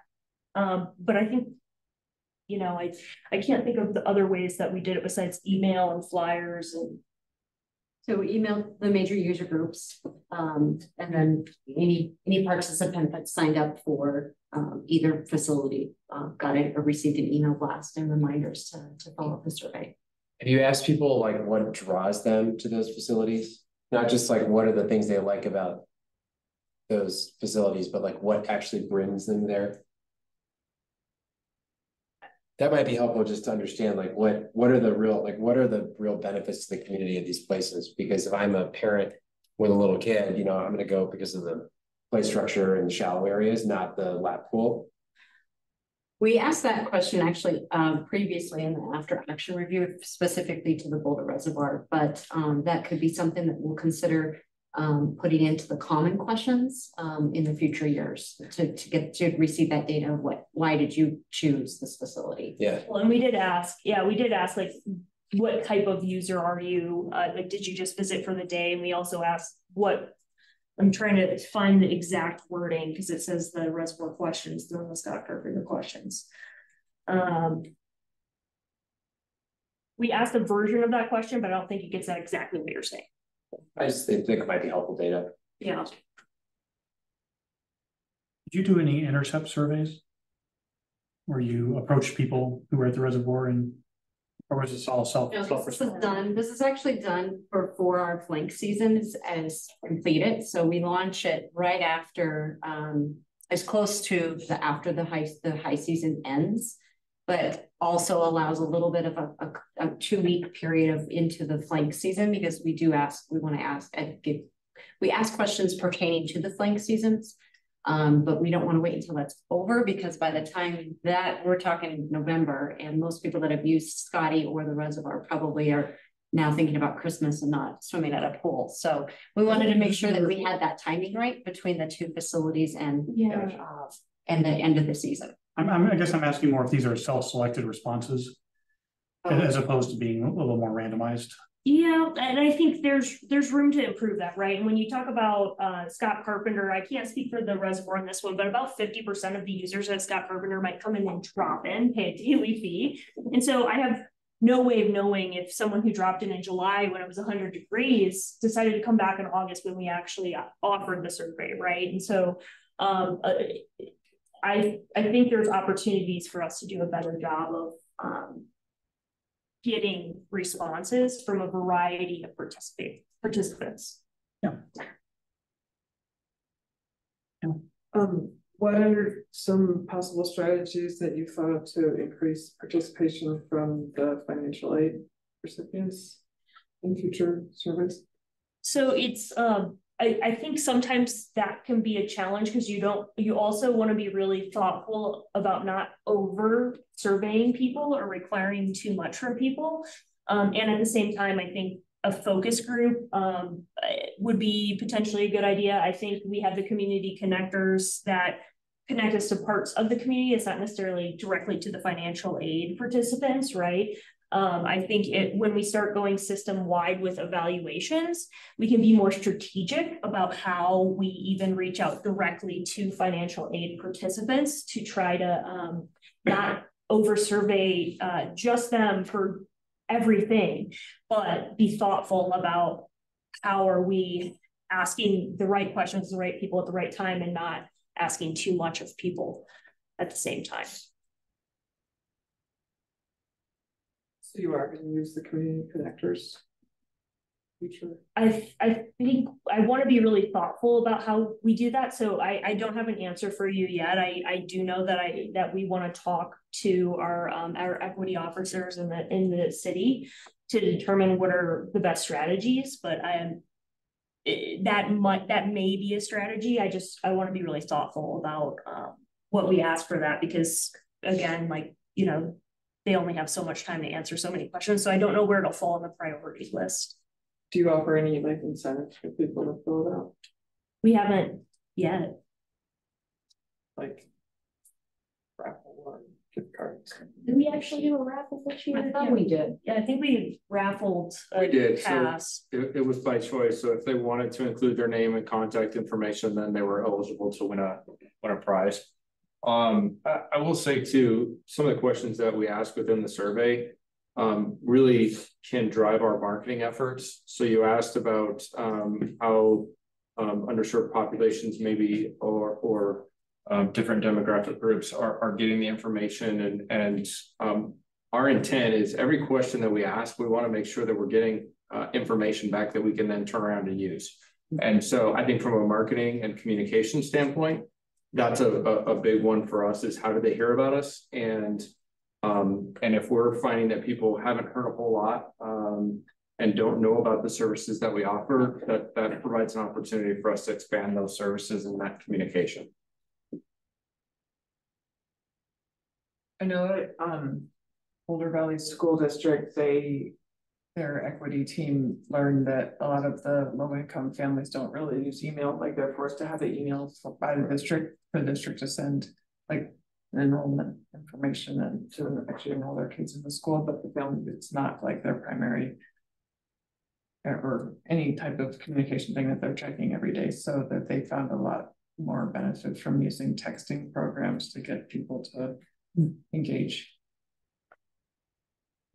In like a program where it translates it in real time so that people can, I forgot what it's called, talking points, that you can like message in whatever your language is, and it will go to the families in their language that they speak. To allow you to speak to anybody without an interpreter, because it just automatically translates to the population. Did you say it's called Talking Points? Thank you for sharing. I think that's something we could look into, even just as we try to serve people in the facilities and don't always have bilingual staff members available.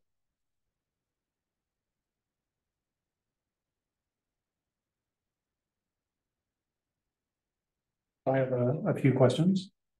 I saw that you had a reduction of subsidy of $46,000 or a little less than $50,000 a year for carpooling, a sustainable discount the rest.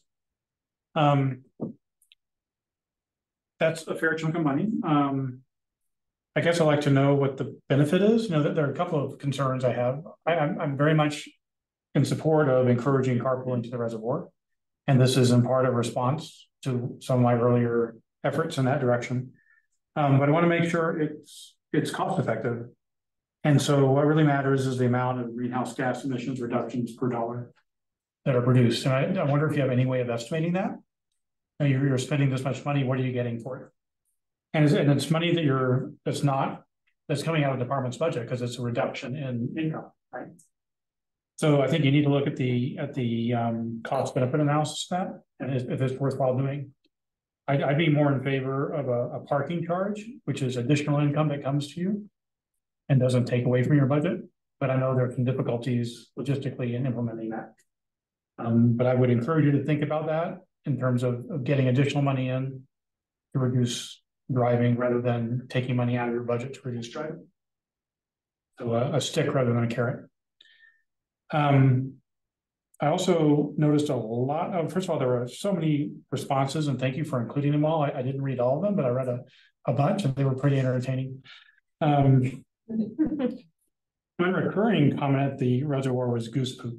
Like every other commenter complained about the goose poop and how awful it was. Is there anything we can do that's reasonable and conscionable to keep geese from polluting the beach and the other areas?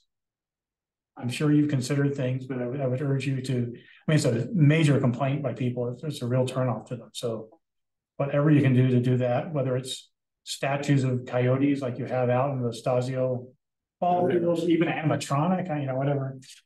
I don't know what would work, but I encourage you to do it because it's really bothering people, obviously. And there's something about Dream Cove. I didn't understand that. Like it's closed to motor boating and it wasn't before. Is that because of the milfoil? And because of the no wake area. So part of the growth of it hasn't been open to power boats for over a decade. Oh, okay. And so that's just unfortunately an old preference that hasn't died. Okay. But if you'll remember back to the conversations about the tension between power boats and small craft, and that power boats are limited to the middle of the lake when they're, I mean, if they're gonna have a no wake, they can go beyond it, but. Yeah, okay. I just didn't know what that was referring to, so. That was a one-off, right? That wasn't a common theme comment. Oh, there were 3 or 4. Yeah. So enough to catch my eye. And then when they were talking about food options at the res, have you considered food trucks that could go up there? I'm sure you have. As you consider everything. Do you want to respond to the goose poop comment and the I can certainly try. We do have coyotes, a couple of them, the statue ones out there. We do also have a goose pooper pickupper. The pooper scooper. That is used often, almost every day. So that is, we do our best. That's a device, not a person. Right? Correct. It's a machine. Okay. And that at least helps keep it controllable on the swim beach area.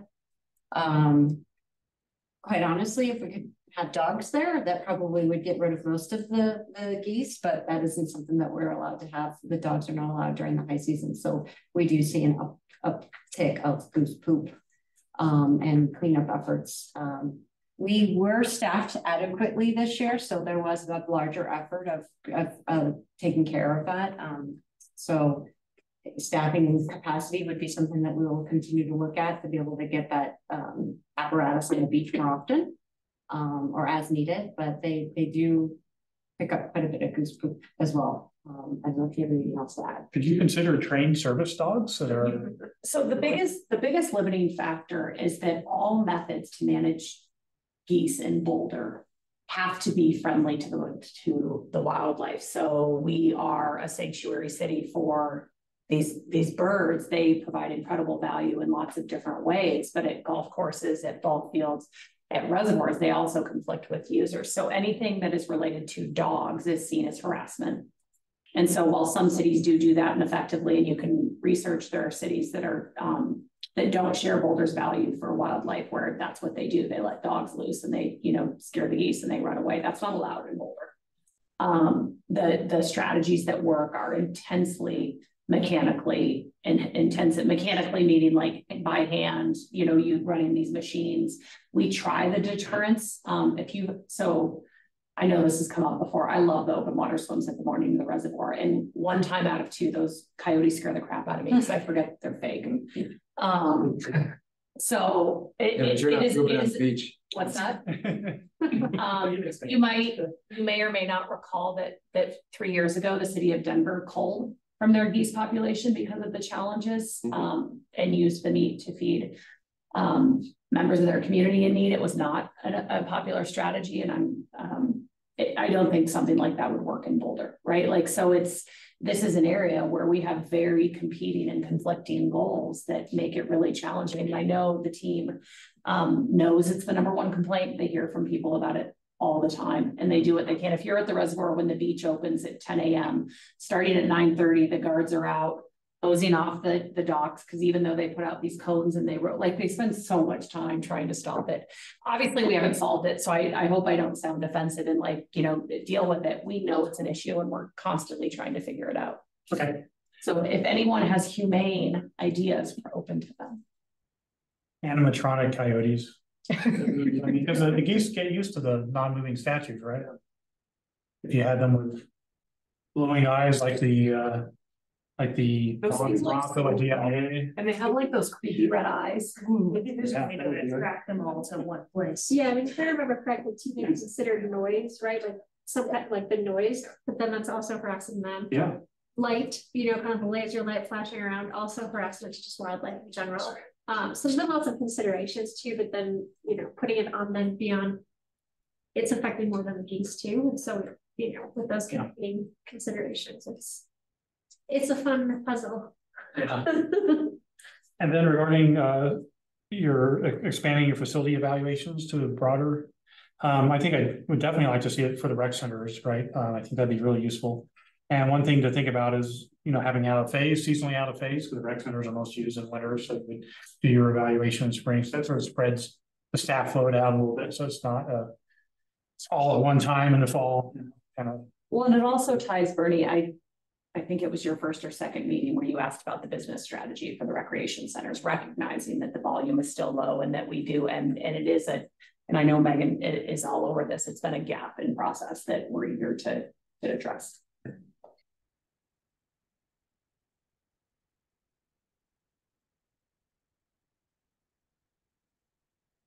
Any other questions?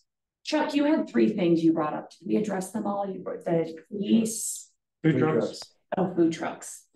And you answered that or talked about that next year with the management plan, the operations plan, the business plan, whatever you call it, we have to figure out what the right answer is out there. We don't feel like we can put out an RFP right now without some more information about the vision that we're trying to achieve. That's what's going to happen next year. Okay. My son had worked at the concession stand at Boulder Reservoir this summer, so he enjoyed that job, and he said there was a lot of guests, and I think we've had Jimmy John's come in as a food truck that, like, in events when they had like we brought Jimmy John's in, yeah. So there was one food truck already there. And they had a snake come in one day. Oh yeah. What? I'm sure.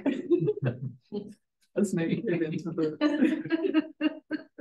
He sent me a video of the lifeguards in bathing suits trying to run around and get the snake out. That doesn't surprise me. So you can have like there's snakes out there. Snakes versus more snakes.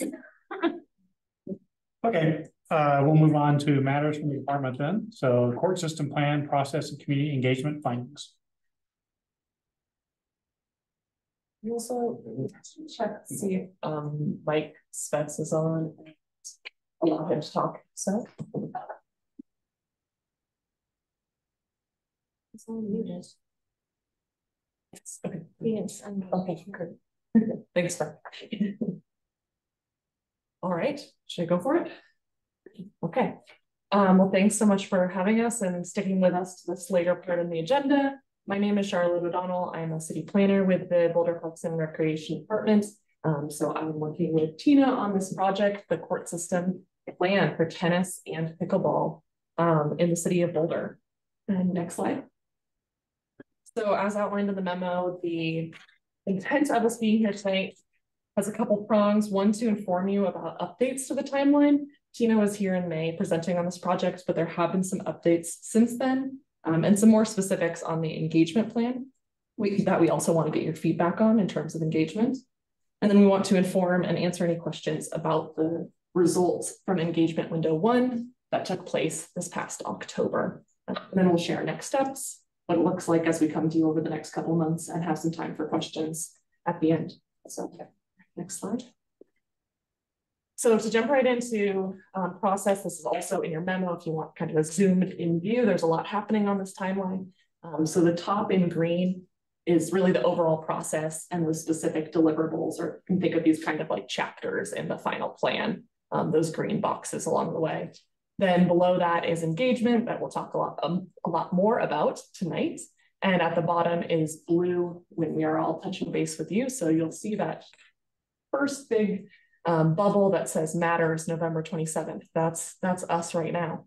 And in a moment on the next slide, I'll talk more, not yet, Rosa, you're good, sorry. I'll talk more about how these 3 sections kind of all play together. But you can see it really well in this graphic format where that bubble where we're at tonight, matters November 27th, falls right at the end of engagement window 1, if I'm up in the pink, and that's going to roll up into the deliverable recommendations and priorities. And that will be ready by the end of the year. That's recommendations on our current court system and our current budget that we have approved. And originally we had hoped to have the entire plan done by the end of the year. However, in working with the consultant, getting an RFP out, it became pretty clear that that wasn't going to be feasible, but we do want those recommendations and priorities in terms of what we can do with our current system and the current budget to still be ready for the 2024 year and then feeding into the 2025 budget cycle. So that is still happening by the end of the year. But you'll note then that the final plan is out now, being completed in spring of 2024. And that's really to give us the time to coordinate appropriately, both with the consultants and our internal staff teams, especially to get those concept plans that might lay out what future sites with potential additional courts could look like if we're able to identify additional funding or partnerships. So we really want to make sure we're getting those concept plans truly vetted and make sure they're the most useful. So that's why you'll see the extension on that timeline. So to go more into the engagement, now if I can have you flip to the next slide, Rosa. Awesome. So to look at the engagement windows and how they roll up into the different deliverables, this engagement window that just happened in October, the goal was to share a foundation of information and inquiry. That is a citywide term that we use to describe this kind of first launch of a project when we go to the community. In this specific project, sharing a foundation meant understanding our current court system and the current experiences being had, as well as asking what the general desires were for a future court system. So again, that just foundational, very basic inquiry. This will roll up, as I mentioned, as we were looking at the graphic, really into those recommendations and priorities for the current court system. And then it will also work as we develop the options, that's window 2. The information that we learned in window 1 will help feed into that window 2. So looking at window 2 that will be launched in February or into March 2024, the goal is to evaluate options. Again, that's the citywide language we use for all projects. When we're kind of in that middle stage of the project, looking at all the possible solutions or potentials that could be developed. So what will come out of window 2, what will be shared in window 2 is some example or some potential concept plans. And what will come out of window 2 will be a preferred or several preferred concept plans for actual what could happen on site. And then window number 3, communicating recommendations. So in this case, it's sharing a draft of the final plan, including those concept plans, including a vision for what the whole system and programming looks like, and getting any final comments from you all and from the community before it becomes a final plan. So to look at more at PRAB's specific involvement for the next slide, and just run over really quickly, these are the blue blobs on the bottom of that graphic called out. So we were here in May, as I mentioned, with an overview. We're here tonight with those updates that I just shared. And shortly, we'll look more at engagement window number 1 findings, what we heard. In January, we will be back and we're going to be sharing the planning evaluation. So what we learned at looking at all of the data around our current court system plan, as well as a preliminary vision for some of the future of our court system plan. And then in March 2024, we'll be back with even more specifics. At the end of window 2, as I mentioned, going to preferred alternatives, meaning we'll have concept plans that we're recommending be part of this plan. And in May 2024, back with that final report that includes all of these pieces wrapped up in a nice bow. So, Rosa, would you go? Let me make sure I went off my notes, you know? Yeah, if you could go to the next one. You saw this graphic already tonight. You know we love it. So we talked a lot about community engagement and policy that plays into this. And I'm excited tonight that we have Mike Spetz with Pros Consulting, who is our consultant helping us on this project. here with us tonight, and he's going to share just a snippet of foundation of research, so this third pillar, with you tonight.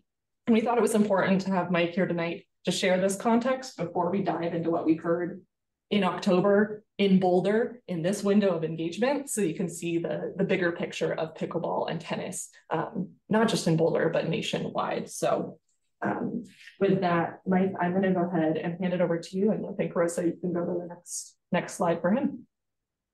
Sounds great. Thank you, Charlotte. Again, folks, Mike Svets, principal with Pros Consulting. Happy to be virtually there with you tonight. So as Charlotte said, this is just kind of a quick overview with regards to kind of where pickleball and tennis are in the country, where the trends are, and then more specifically, the results of the questionnaire that yielded well over 1,100 surveys. And I think you heard the comments at the beginning. I think the comments from Cliff at the beginning of the meeting definitely echo consistently the results of the survey that you will see. So, one really quick note is that tennis participation has actually jumped quite a bit in this country. It had really been flatlined around 17.5 million folks participating. It's still one of the top 10, actually top 5 participated sports in the country, but it had been flatlined for quite some time. And actually since COVID has continued to increase pretty exponentially and grown by close to 6 million folks in the last, really since before COVID. Next slide. Pickleball, as folks know well in Boulder, has grown exponentially as well. It also has added about 6 million participants over the same time period. Percentage-wise, simply because we're starting with a lower number, they are considered to be percentage-wise the fastest growing sport in the country, and they are close to 9 million strong at this point. Any imaginary, or shall I say imaginary, visions about pickleball being a fad or even an emerging sport are in the rearview mirror. Pickleball is here; it's here to stay, and as soon as it starts to become monetized and capitalized in this country, I think you have a pretty good understanding that it's not going anywhere. So pickleball is here to stay, and the growth in this sport has really indicated that in particular over the last 5 years. Next slide. Just a couple of kind of key trends. Tennis has gone through a meaningful increase in participation, about 5% in the last year.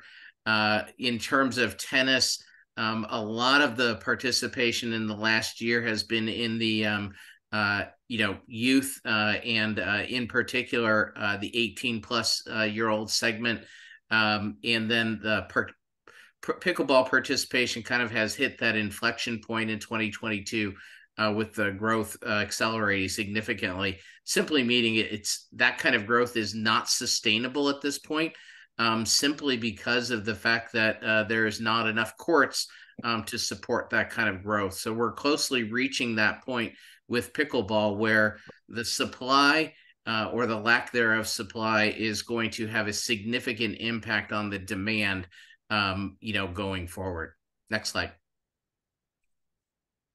So just kind of comparing pickleball to tennis, this just kind of gives you an understanding of where tennis was in 2021, where tennis was in 2022, as compared to, pickleball. And then, of course, you do have the paddle platform and pop, sports as well. But you can see the overall.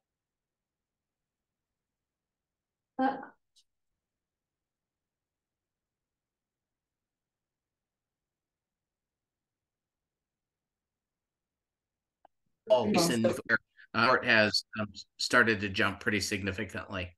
Next slide. Awesome. Back to me. Thanks, Mike. We lost you there for a second, but it sounds like you're back. So can you hear me? I think we got that. Just the overall growth message. Perfect. We just lost you for a second on the last slide. So sorry about that. I think at one point too that we want to make sure we hit is the growth in pickleball isn't taking away from tennis, right? It's like it's additional people out there playing. It's not like one of the key takeaways there. Yeah. Awesome. So yeah, so jumping back into engagement with that kind of as our context that this is happening nationally with all this growth happening, we launched into engagement in October, as I said, to understand the current court experiences and user hopes for the future. So these are some of the methods that we use during this engagement. The summary in your packet includes how, when, data points, key takeaways from all of these methods. But tonight we're going to mainly look at a few of the key outcomes from the questionnaire. This is partially because this questionnaire was developed with the help of Mike based on other surveys that he's used in other communities and also analyzed with professional help of Mike and even reviewed with USTA and USA Pickleball. The results were reviewed with them to gather their reactions to the data. It's also, as you can see, although we had a lot of people at that public meeting, the online questionnaire had 1,440 responses. So it's the largest number of people that we had. It's easily quantifiable data. And we feel that it echoes much of what we've heard throughout the engagement window through all of the different methods. There are some nuances and times where we may have heard something different from the organizational stakeholders. So I'll try to call out a few of those tonight. And we may call, this is a draft of the engagement summary that we've provided. So we may add some notes as well when these methods may have something different to say to each other. I do want to note that this is a questionnaire. It's not a statistically valid survey and it's not a representative sample. So the goal of this engagement window was to reach court users, to reach people currently experiencing our courts. And we're happy to say that we feel we have, which I'll go into the next slide, Rosa. Starting with who took this survey. So the first question was, what sport do you play? Only 2 people did not respond to this out of the 1,440. As you can see, we have a good split between the two sports, as well as many people who play both in some capacity. Other questions got at that about 2/3 of the respondents were marked that their primary residence was in the city of Boulder, and the other third was within Boulder County, very few outside of Boulder County. So we know we reached local players of the sport. And other questions got into specifics of how, when, what season, and if we go to the next slide, who people like to play with. So not just that they are players or users of the court, but what kind of players are they?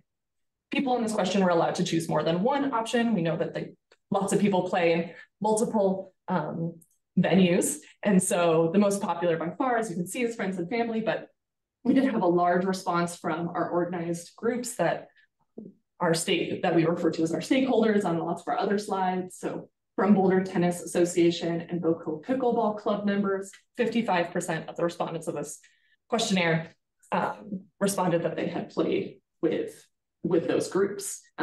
So we know about half the responses are from that pool of players, but we also know that almost half of our responses are play with other groups or do not play with any of these organized groups labeled and maybe just play with some family. Go to the next slide. So going from who answered the survey and who are these players to what is their current experiences? These were 3 different questions: overall experience, court condition, reservation process.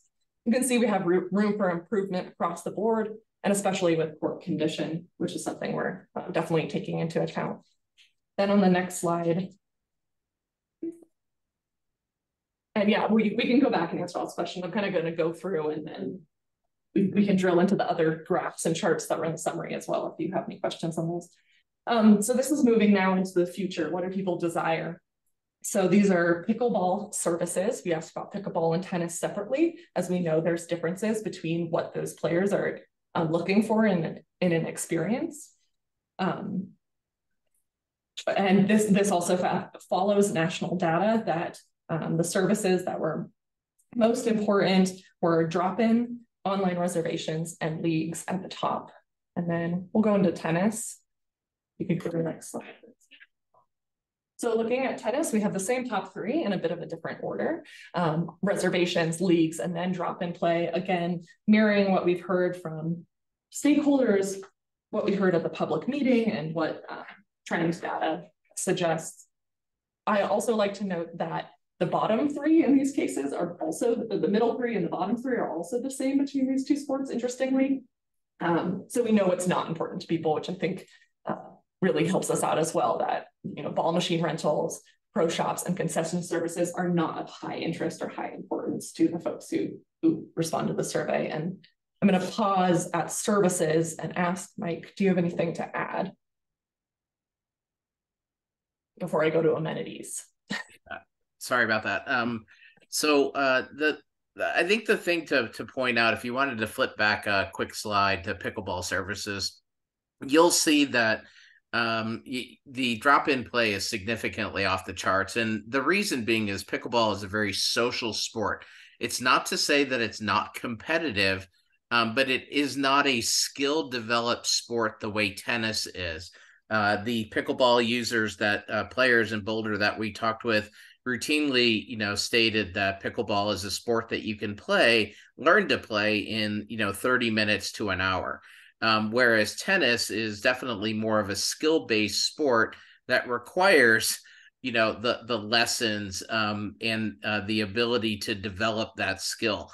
It's not to minimize one or the other, but it's why drop-in play is so significantly high on pickleball. It's a social sport, but it's also a very much easier sport to learn to play and play well. So if you go then also back to the tennis, you'll notice that leagues are number 2. The reason that this is really, really important is the USTA, United States Tennis Association, is really starting to provide some significant guidelines or guidance with regards to sanctioned leagues, sanctioned tournaments, and what qualifies as a, shall I say, a court in which leagues and tournaments can be held on. And it cannot be a court that is lined for pickleball as well. So I think it's important to recognize that leagues being very high starts to lean yourself towards the desire for what was said earlier by Cliff, which is dedicated sports, which is also the number one requested, or shall I say the number one guideline provided by the United States Tennis Association. The other thing I think is important, and when you look at the things such as private lessons, ball machines, pro shop, what your community is not requesting, because many of those services are aligned with this kind of facility, your community is not requesting, shall we say, a racket center that has memberships that you pay, and so on and so forth. Those are the kind of services that you see offered in what we deem tennis centers, where you're having, 16, tennis courts and 24 pickleball courts, and it's privately managed and is really geared towards profitability. So I think it's important to recognize that though some of that does show up as somewhat important, when you start getting to ball machines, pro shop, concession services, that lends itself to kind of a racket center, which is not what your community is desiring. Thanks, Mike. So yeah, to move then from services and what that might say about what kind of facility we would make into just asking about specifically amenities and the physical. So if you go to the next slide, Rosa, that was the next question. So we asked pickleball, what amenities were most important to them, and you'll see that at the top is conveniently located courts. And while we tried to understand this better through some of the open responses as well as stakeholders, this really came down to some of the access, the location within town, bike, pedestrian access, and parking. And then we see dedicated and groups of courts following shortly behind. So there's not currently any dedicated pickleball courts in the city of Boulder. And as Mike spoke to, that social aspect of pickleball. So it's not surprising to us to see the groups of 4 courts then rank below that. And then moving to tennis, again, conveniently located, shows up as the top, and dedicated as second, especially with knowing that leagues cannot be played on those multi-use court at this point. This echoes what we heard in the services question. But then we see indoor courts and covered and lighted courts come in kind of a flurry in the next set of importance. And when we asked this question at the public meeting, people had stickers and were allowed to vote for 3, and we saw indoor courts come up much higher at the public meeting. So that's something we want to address as a difference between potentially who was in the room, or again, that how people were asked. This was rating the importance from important to not important versus taking a sticker to vote for which 3 were the most important. So potentially a little bit of the method, the sample size, who happened to be in the room that night, as well as we know the pressure from Rocky Mountain Tennis Center leaving in the near future, which is an indoor provider of tennis in the community, potentially being fresh on people's minds that night or while they were taking the survey. That's part of the reason that might show up so highly, and especially showed up highly at the public meeting. I find it interesting that only 12% of tennis folks wanted multi-sport courts that have tennis and pickleball, and yet 25% of your respondents say that they play both, which suggests pretty strongly that people who want to play tennis want to play on tennis courts, and if you want to play pickleball, want to play like pickleball. Yeah, absolutely. Yeah, and I think Mike spoke that. I mean, part of the reason that USTA has not allowed that for league play is because there is confusion. Then obviously there's competing interests, there's potential conflicts, et cetera. So yeah, there's some problems with multi-use, and there's also some advantages, obviously, that then we can distribute them more throughout the city with the same number of courts. So I may have been meeting with these groups pretty consistently over the last couple of months, and I think part of that also is that especially the tennis community feels that with the rise of pickleball, they've lost something. They've lost tennis courts, and I think you're seeing a little bit of like fear of more of that. So they want to protect their resources. Yeah, it's no surprise at all that would be an extremely low percentage from the tennis folks. Yeah, for sure. Yeah, thanks Bernie, and thanks to Bernie for being the liaison and being in with all our organizational stakeholder minutes. I have one more slide. Can we jump to that and then we'll take more questions? Yeah, thank you guys. Bearing with. So then we asked a simplified version of that question in terms of what should be our investment priorities for the city of Boulder.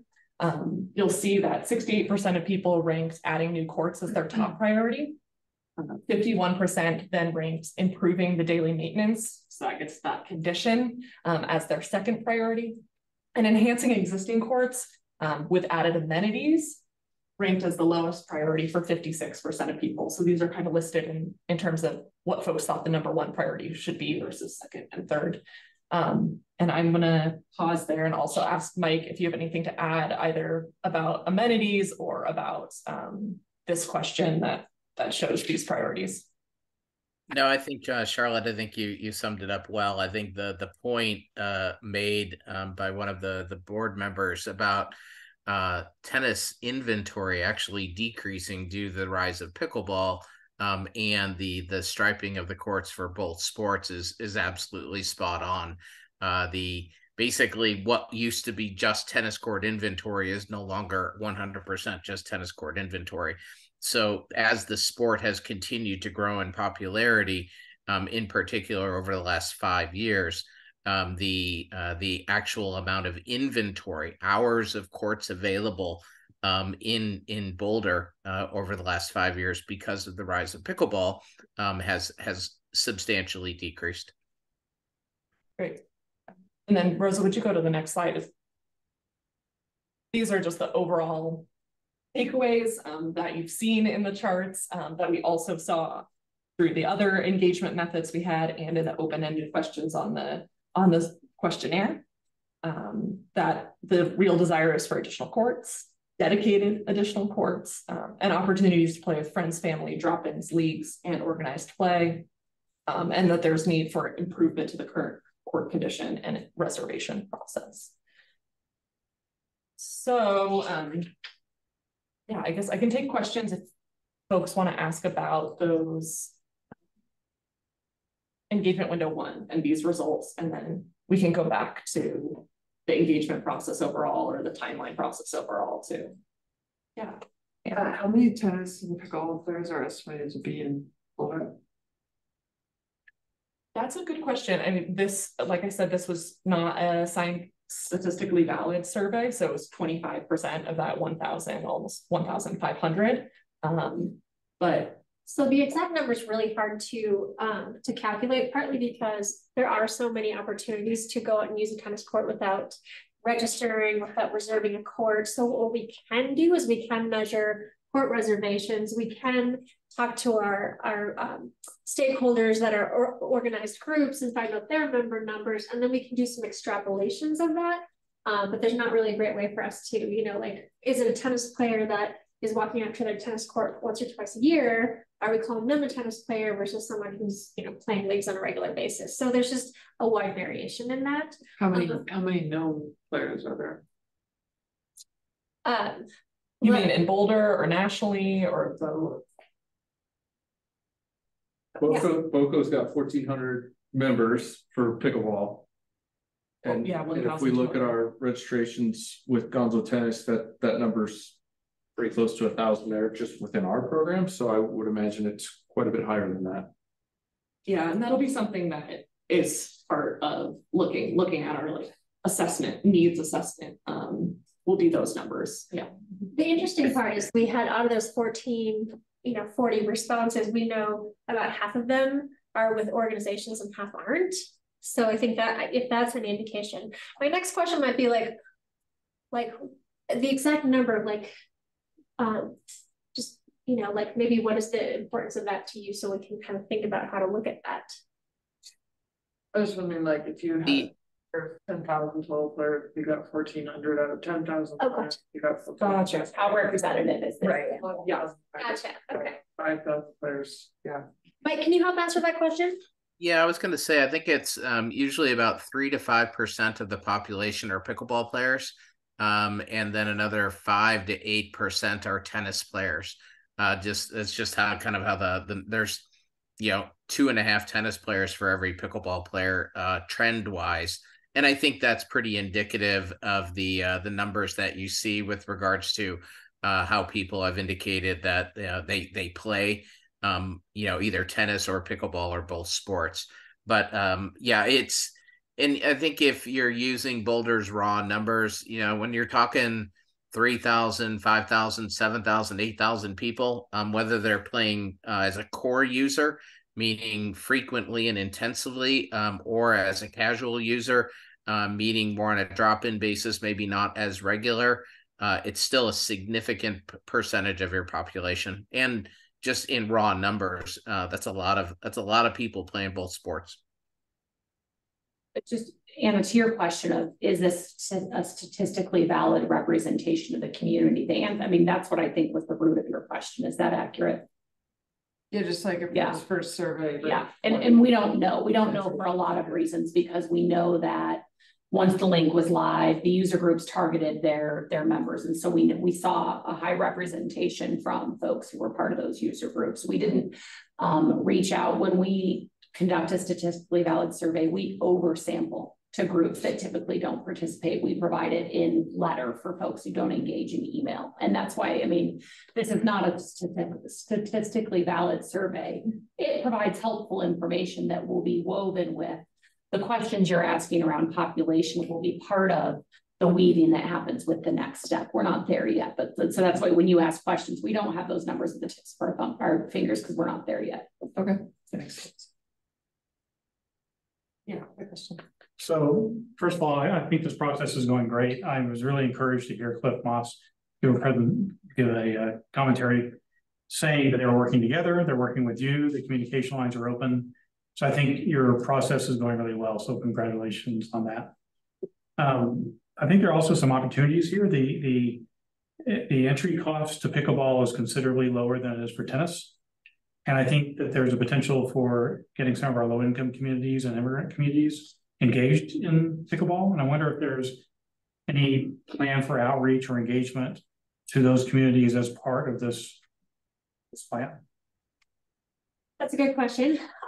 Really right now we're focusing on, we know we're, you know, our users are already struggling to find it. So the first step is really to like, let's get our court inventory to kind of match our users and players' needs.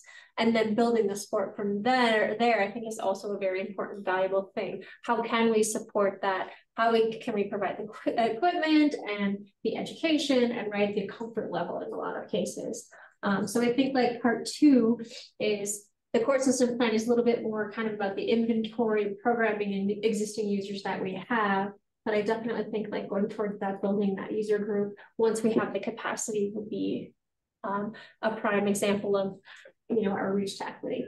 Yeah, that's a good point, but I think the court location can drive some of that use. Yes, for sure. So I think that should be a factor in your consideration when you do come to the point of deciding if you're going to build any new courts, and if so, where they will go. Yes, then that location will be access and equity of the location is indeed one of the criteria, and that will be part of what we talk to you in the new year. So definitely, and that's the policy piece as well, right? So this is the engagement, what we heard from our current users that's important, but equity and resilience and sustainability are those founding principles that are going to drive this plan as well, certainly. The only one thing I do want to add, and I think we just have to keep in mind when we talk about location in particular of pickleball courts, though there is potentially advancement with regards to the equipment, the 500-foot buffer between any pickleball courts and residents is one of those things that we have to be strongly consider as we go forward in terms of that equity component, just simply because of the noise associated with pickleball. Yeah. Did you have something you wanted to add? Okay, great. We talked about it last week, so. So thank you both, Charlotte and Tina, for your hard work on this. I know it's been a lot of community engagement, and you know, Chuck and I attended the meeting. It was very well attended, very impressive to see. The survey to me seems very comprehensive in looking at what those desires of our existing community. Do we have any thoughts about like what we do to what do we need to reach people who are not already engaged in one of these two sports and let them know that Boulder is planning this work? And then looking further ahead, like once we've done whatever we're going to do, how do we like what's the next step? How do we like make sure that everyone knows what amenities are available for tennis and pickleball? Right. So this section was definitely, you know, focused more on the current users. But we do actually, when we start to roll into our department plans, or I guess it was a master plan, now it's a department plan, is that correct? Right. That starts to actually get that broader question. And when we do more of a statistically valid and we talk about our services and we start to ask people why, like what's preventing them from using it and starting to dig into that. And then it kind of rolls into like system wide, where should we be spending our energy growing those programs? What are folks interested in, so we can target our resources there, our money there, our, you know, like what we're working on in equity there. So instead of course, sort of like, you know, we love that, you know, courts are important, but instead of going in and asking why aren't they using the courts, kind of that bigger question is going in. And like Megan was saying, we didn't want to go in there every other week with a new question. So it is more of that bigger engagement of like, what are you interested in? How can we help there? And then that builds more into that system-wide strategy. And I have a follow-up question. I don't think we asked about adaptive tennis in our survey. Is that right? We did ask an open-ended question for folks with disabilities if they had something they wanted to share with us about their experience and anything that would help make their experience better. So we did get feedback in terms of that. Yeah, and I saw a couple of comments, but was there anything that jumped out to you that you think we should know? No, I think a lot of folks, if this is in the summary as well, but I'll try to remember my bullet points I wrote. Folks, I guess it's like 10 slides further, but folks one thing is that folks are really concerned about the wheelchair tennis program that's going away at Rocky Mountain. So I think you heard that in Cliff's comments. That's definitely something that was echoed as well. That the wheelchair programming is just so valuable, and making sure that all of our courts are up to ADA compliance will definitely be part of this plan as well, and even improvements in terms of that wheelchair access or that wheelchair programming. And it is a high priority for us, and Megan can maybe speak to this a little bit more too, but we do have adaptive methods in all of our programming at the request. So is it going away? Yes, in that certain way, the way that Rocky Mountain Tennis does provide it.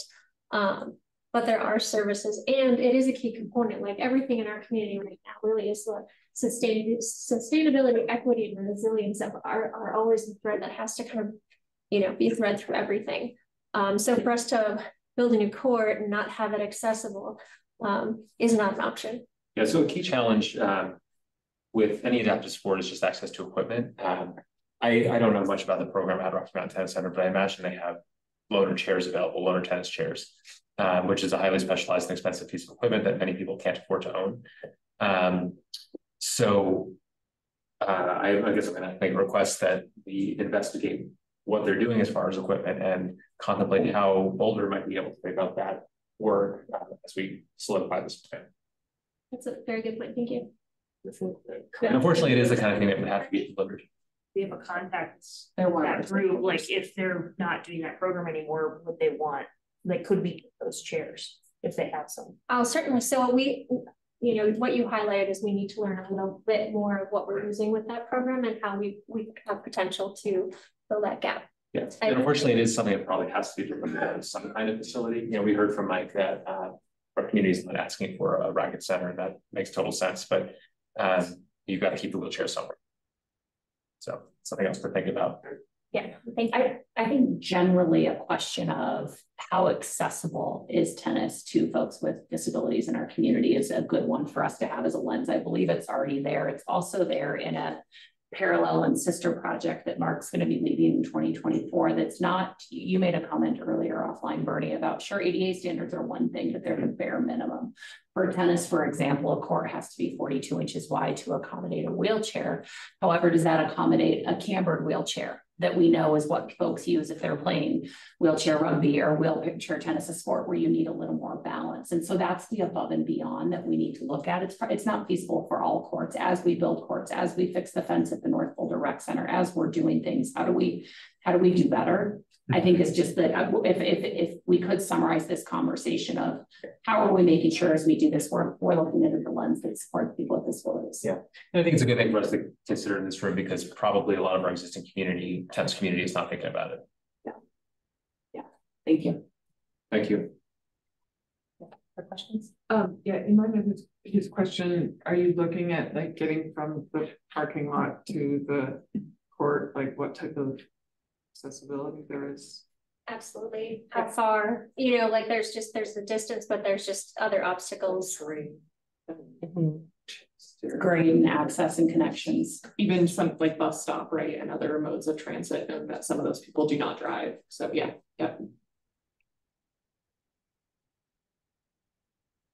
Sonny, do you have any comments or questions? No, I'm just really thrilled that we're talking about this. And I feel like I've learned a lot and much more clear on you know why it's so complicated, really. I'm struck by the restriction on building, is it 500 feet within a residence? That will be part of the guidelines before noise. Yeah, and something we're still working through with the consultant in terms of best practices. There's a lot of research in terms of pickleball acoustics. So it will include different guidelines for different amounts of feet away from residential. But we know acoustics are also very site specific. If there's water nearby, for instance, that might reflect the noise. And so USA Pickleball, for instance, now is offering free acoustic consultations, that might be part of the guidelines, to have them always come out on site and at least do that free consultation as well as some kind of guidelines that include basic number of hundreds of feet away from residential, the appropriateness of building different courts so that we're within all of our noise laws. Yes. Yeah. I'm just having trouble even imagining, 5 places in Boulder that would come close to that. I wish there was a way to nestle these courts more within neighborhoods so that they're walkable and usable and not separate from where people are living. But I need to be clear, the 500-foot buffer is not a done guideline, it's emerging practice, and that's without any sound mitigation. Closer than that is possible with sound mitigation. It just means it's more expensive to barriers or to build. So one example that is emerging is people are actually sinking the courts below grade so that most of the sound is absorbed into the ground and happens. Obviously that adds an accessibility challenge, right? Partnered with the conversation we just had, but there are strategies that are emerging for sound mitigation and sound reduction. I get an email a week from a community member saying there's a new racket, there's a new thing, so like, I suspect this is gonna look dramatically different in 3 years. Just for visual, the courts at South Boulder Rec Center they have 500-foot setbacks, right? Yes, correct. Yeah, east. Mm-hmm. Okay. There's spots. Thank you. I'm just glad. I'm just glad for all the people who have continually, been trying to make this happen. That there's movement. So I appreciate the hard work and research and excited to see this going forward.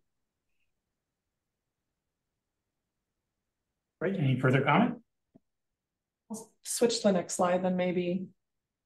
Just to say next steps, we're working on the deliverables as you saw.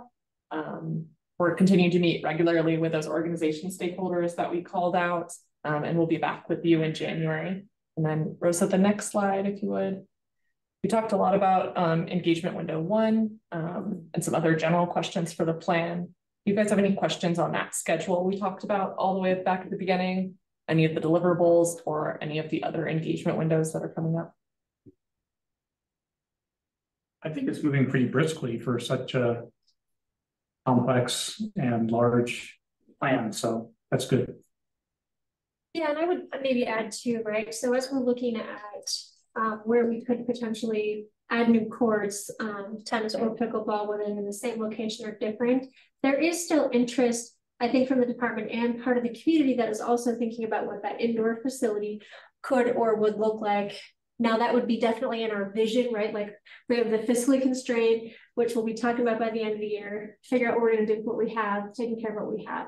Then we're going to have the action where it's like, where could those additional courts go? Likely outdoor, looking at exact locations and what configurations would work, and then setting criteria to those so we can evaluate and prioritize. And then I think there is still interest in that vision of with those long-term partnerships, if there's opportunities with BVSD, CU, private industry, and all of that kind of stuff, still having a place for that vision in our future.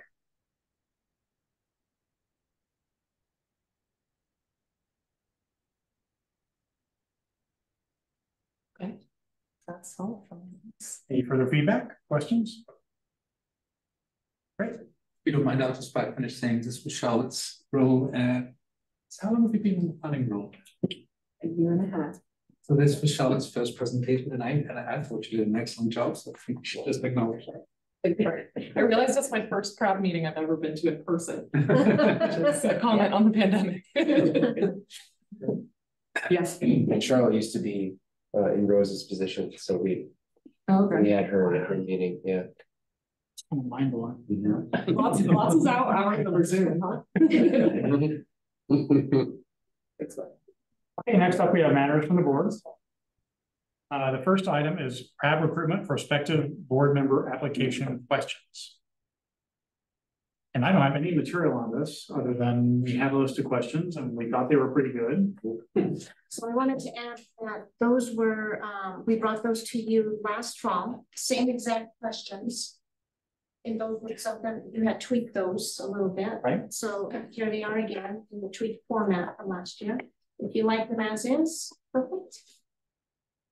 If you want to change a few words or whatever, I need to know by Wednesday.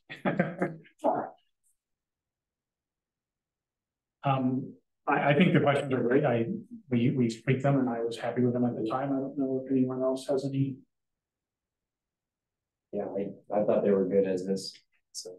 Okay, thank you. Yeah, thank you. Sunny, anything from you on that? Nope, I think they're great. Okay, thank you. Just making sure you're part of the meeting, you know, checking in with you occasionally. Thank you. Good. Okay, next up is future meetings coordination and planning. So we already heard from Ally Rhodes that our December meeting will be on the 18th and will be joint with Landmarks. We already had a schedule one meeting with Landmark, so I want to make sure we all think we can make that meeting, but we have a quorum. Yes, I will be there. Great, excellent. Any other coordination or planning for future meetings that we need to do? I think that's those two. I heard, and I'm gonna be a little process on this. I heard a thumbs up from three, and I just, if Anna and or Sunny could also confirm, we can obviously follow up with Anita and Jason, but I just want to make sure you five, if we have at least four, we'll proceed full steam ahead. You got a thumbs up? I got four. Okay, thank you. Yeah, I believe that will work. Awesome. Thank you so much. We'll full steam ahead. Excellent. We still have our retreat planning, right? Is coming up. And can you remind me when we're planning the retreat? So in your matters from the board, we are polling and not getting a lot of responses. So it's on page 3. It's the very last page of the memo is the current state of responses to that poll that Rosa had sent.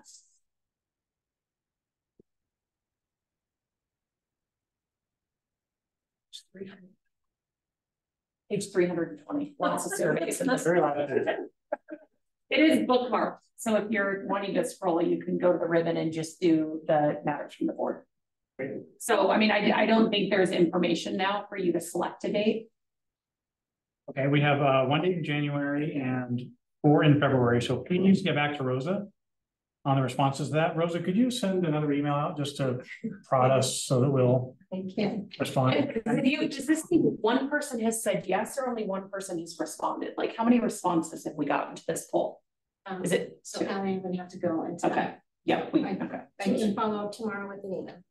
So I think the poll allowed us to select one of these dates. Is that correct? It's one, please. Yeah. And so the fact that we got one, so yeah, 3, 4, 5, 6, everyone responded, but they all pick different dates. We will resend that with the option to select more than one. Yeah, as a doodle poll or something where we could select multiple dates so that we can find the one date. Everything that works. Yeah, it would be the best. Okay.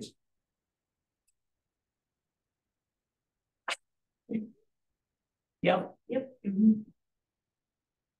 All right, and the final item here is the Crab Matters. So you've been engaging with people during, anyone else done any public engagement or any feedback from the public or any comments on Parks and Recreation matters? I'm not trying to put you on the spot, just didn't know if you had anything additional to report with your tennis engagement. I have nothing further on tennis. I did have one other thing I wanted to say that I've been reading with great interest the results of the board's commission assessment project, as I'm sure we all have, and it's something I think is maybe worth our discussing at a later date. Okay, as something for as a matter from the board or something to discuss with the department or probably as a matter from the board. Okay, it's just it feels like the results of that work could have implications for this body. And we may want to discuss what that could be and what our opinion is. Yeah, I agree. Would that be something to bring up in the retreat, you think? Would that be an appropriate place where we have? Let's add it to the retreat agenda, which is already a little sparse. There you go. Oh, I thought it was getting kind of full, but. All right. We're not have 4 items, if I recall, on the retreat agenda, and we meet on Thursday anyway. We can kind of filter that out or rehash it. Okay, so we can either add it to the retreat agenda with the permission of Jason and was it Sunny? Yep. Or we can consider it for a matter from the board at a later. We'll discuss that on Thursday. Can you write us a quick email about what your thoughts are? Okay. Well, Yeah. yes. I know many of you were interviewed by the project team working on this. Did they send the report directly to you? Would you like us to email that to you, or do you already have it? I received it. I assume everyone else did too. Yeah. Okay. Do you mind re-emailing it though? Like I have it. it's buried. Yeah, I can send you both the memo from the council meeting on November 9th and the presentation that was shared that night if you want the flip notes. Great. The presentation is often a nice summary, so I'll get that to you. Okay, thank you. Okay, anything else from Crab Matters? Great. Our next board meeting will be on December 18th. Motion to adjourn the meeting? Motion to adjourn. Second, all in favor of adjourn? Aye. Yeah, ready. Thanks. You. Meeting is adjourned. Thank you.